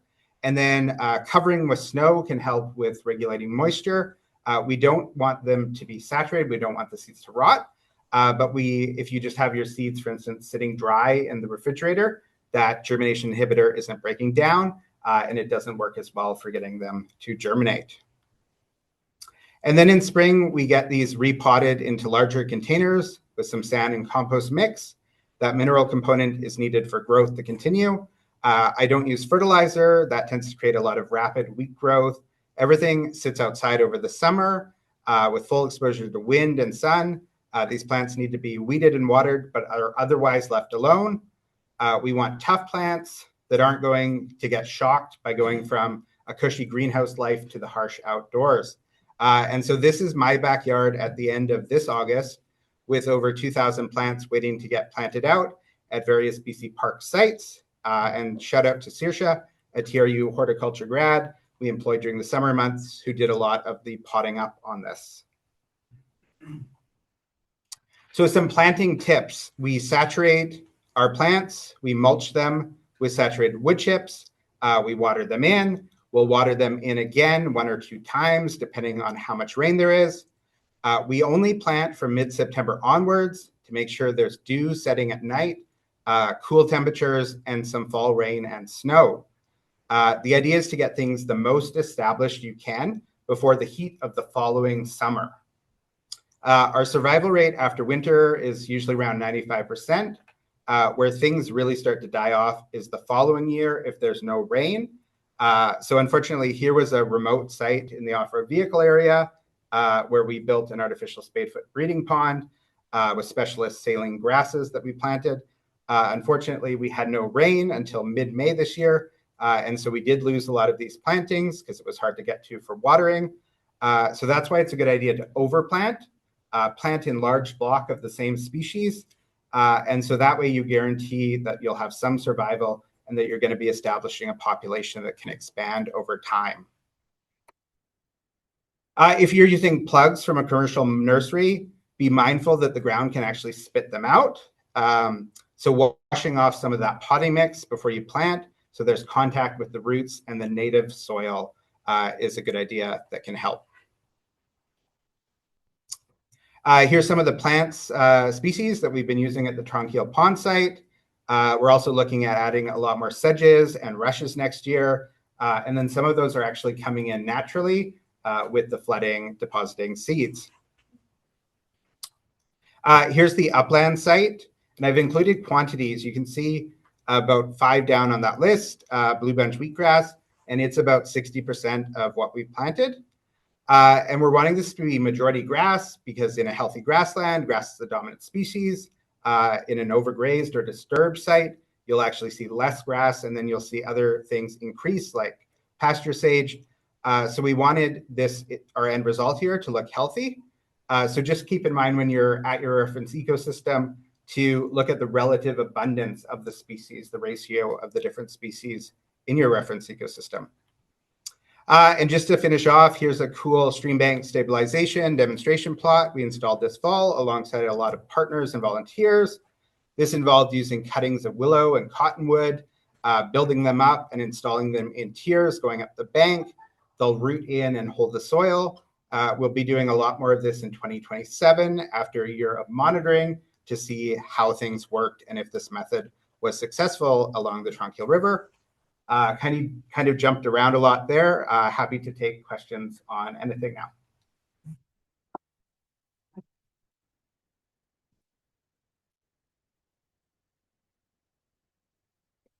What's your germination rate for the native seeds? Do you find it's obviously lower than economic species? But... Yeah, so that's a really good question. So some species, grasses, some things are like very high. Some things are very resistant to germinating. There's a plant that I grow, streambank hollyhock, Iliamnus rivularis, that actually you need to boil the seeds for 60 seconds to stimulate or like recreate like a fire disturbance. That's actually when they germinate. So there's some other things. If you're familiar with rabbit brush, there's a similar sort of shrub called horsebrush that actually blooms earlier. There's some on campus. We've been trying to grow that. I haven't had much success getting those seeds to germinate.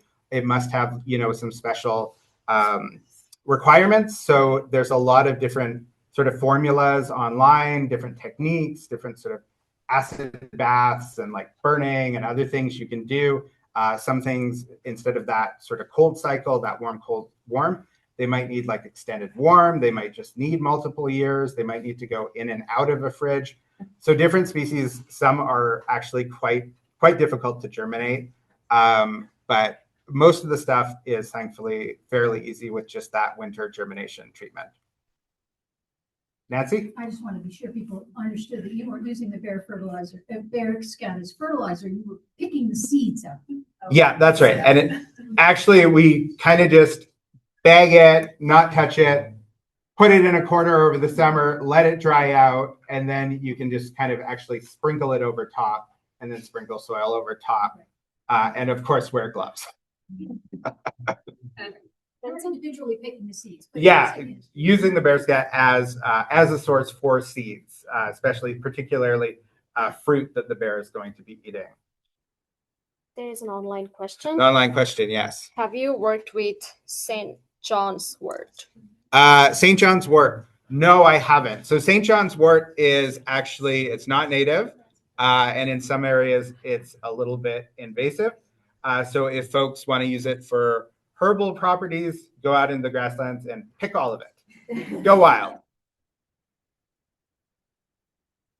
So you're saying getting rid of invasives, you just put them in trash bags and bring them to the dump. Is there any other effective ways? It feels like that may open up streams of contamination, dumps, spreading and such. Yeah, I think the thing about a dump is that, you know, that's kind of like buried and then it's capped. Whereas if you're sort of going into your home recycle or your home compost rather, or like Cinnamon Ridge, they're selling that soil commercially. So that's sort of going out on the landscape. Obviously, you know, putting green waste in a dump, it feels bad because that's like methane production, but if you really actually want to get those seeds and have them buried away. Otherwise, if they're getting spread around, you're kind of just contributing to that problem. Is burning it all before you put it in the dump be a way of preventing methane? If you burnt it all, Yeah, is release it as carbon dioxide. I don't know. I kind of also think that, you know, the relative amount of what you're doing with that, you know, with one, I guess we do, maybe we'll have like 10 bags, 12 bags of material. You only have to, you know, dump the seeds themselves or the rhizomes themselves. If it's just kind of like a bunch of sort of like grass stems or something that isn't a sort of grass that kind of roots at the node, then you could green waste that if you want to sort through it. Okay. Anything else? One more. Sorry. Do you have plans to expand this commercially, or is it sort of you want to keep it like small scale just for the natural? Yeah, so we're just doing this specifically for contracts that we have like with BC Parks, where there's sort of like an identified funding source for the plants and there's like an intended target. I definitely don't want to like start a commercial thing, but if somebody like from like Kamloops or like if somebody wanted in their backyard or somebody wanted, I would definitely be able to mentor and tell them how, because we actually want to encourage a commercial source. And if people are familiar with Split Rock, they actually started out from their local naturalist club, working with some of the local bands there. And then that got spun off into a band-owned commercial business. So it would be great to see more like supply. And if someone else was like doing the growing and we just had to like put in an order and like tell them this is what we want and go pick it up, like that would be great. And that happens a lot down in the Okanagan. There's actually a lot more restoration nurseries, but for some reason, Kamloops, it just didn't exist. And with our BC Park sites, it's really important that diversity to kind of be using plants right from that immediate area and keeping that high standard versus sort of shipping stuff in from outside of the valley. Okay. Thank you very much. Great. All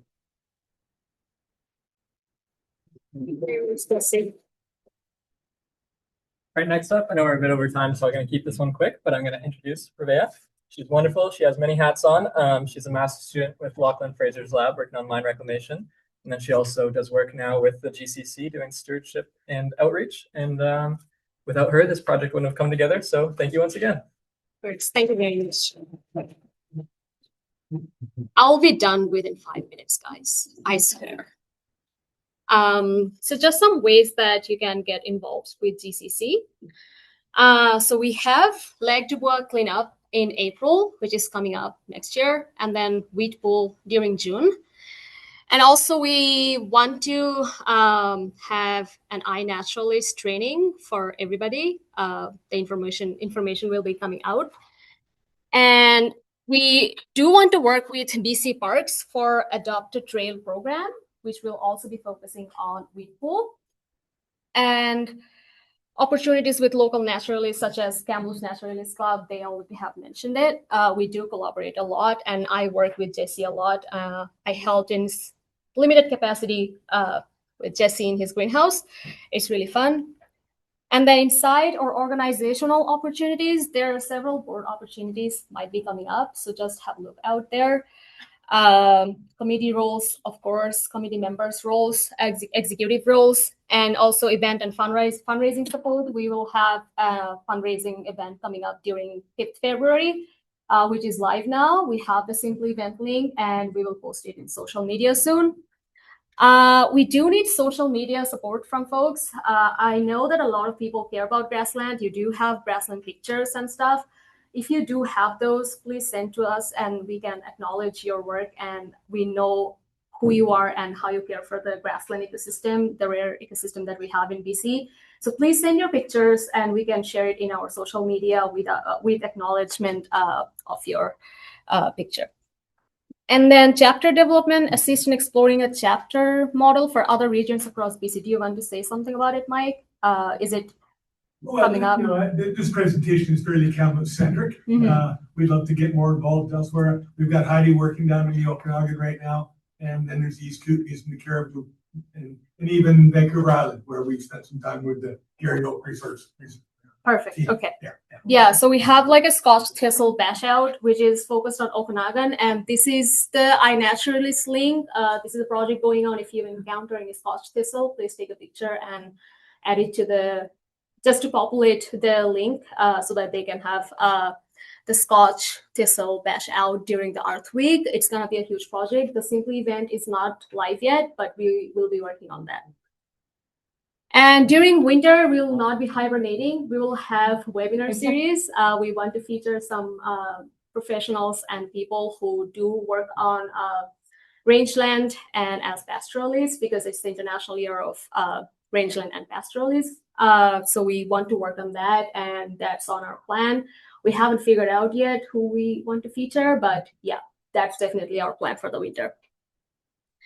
And then GCC membership for the student, Mike has already mentioned that we have a student membership, which is just $10 for 3 years. We do have a standard membership, $35 for 1 year and 4 years for $100. And you can have lifetime membership for $500, which is really good. And all members receive our newsletter, e-newsletter and magazine and invitation to the spring gathering, field trip and AGM. So it's a nice way to get involved.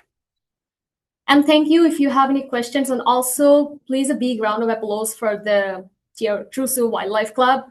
Without them, it would not be possible for me to organizing this alone. I can see some folks from TRUSU Botany Club. I am grateful to you guys. Some folks from Let's Talk Science, and a lot of folks from TRUSU Wildlife Club. I'm really, really grateful. Without you guys, this would not be possible. And also, we want student involvement as much as possible because it does need a village to make a change and to change our attitude, as Nancy mentioned. So yeah, thank you very much.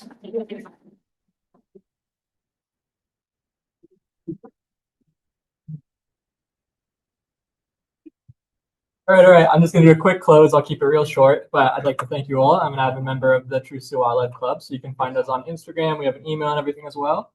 But I'd like to thank you, Alexis, for doing the welcome for us. It was really great. It's been great to get to know you a little bit, and I hope to have more events in the future. So that's been great. And also thank you to all of our wonderful speakers for coming out on their own time and just having like the care and passion to be able to put this on. So thank you, everyone.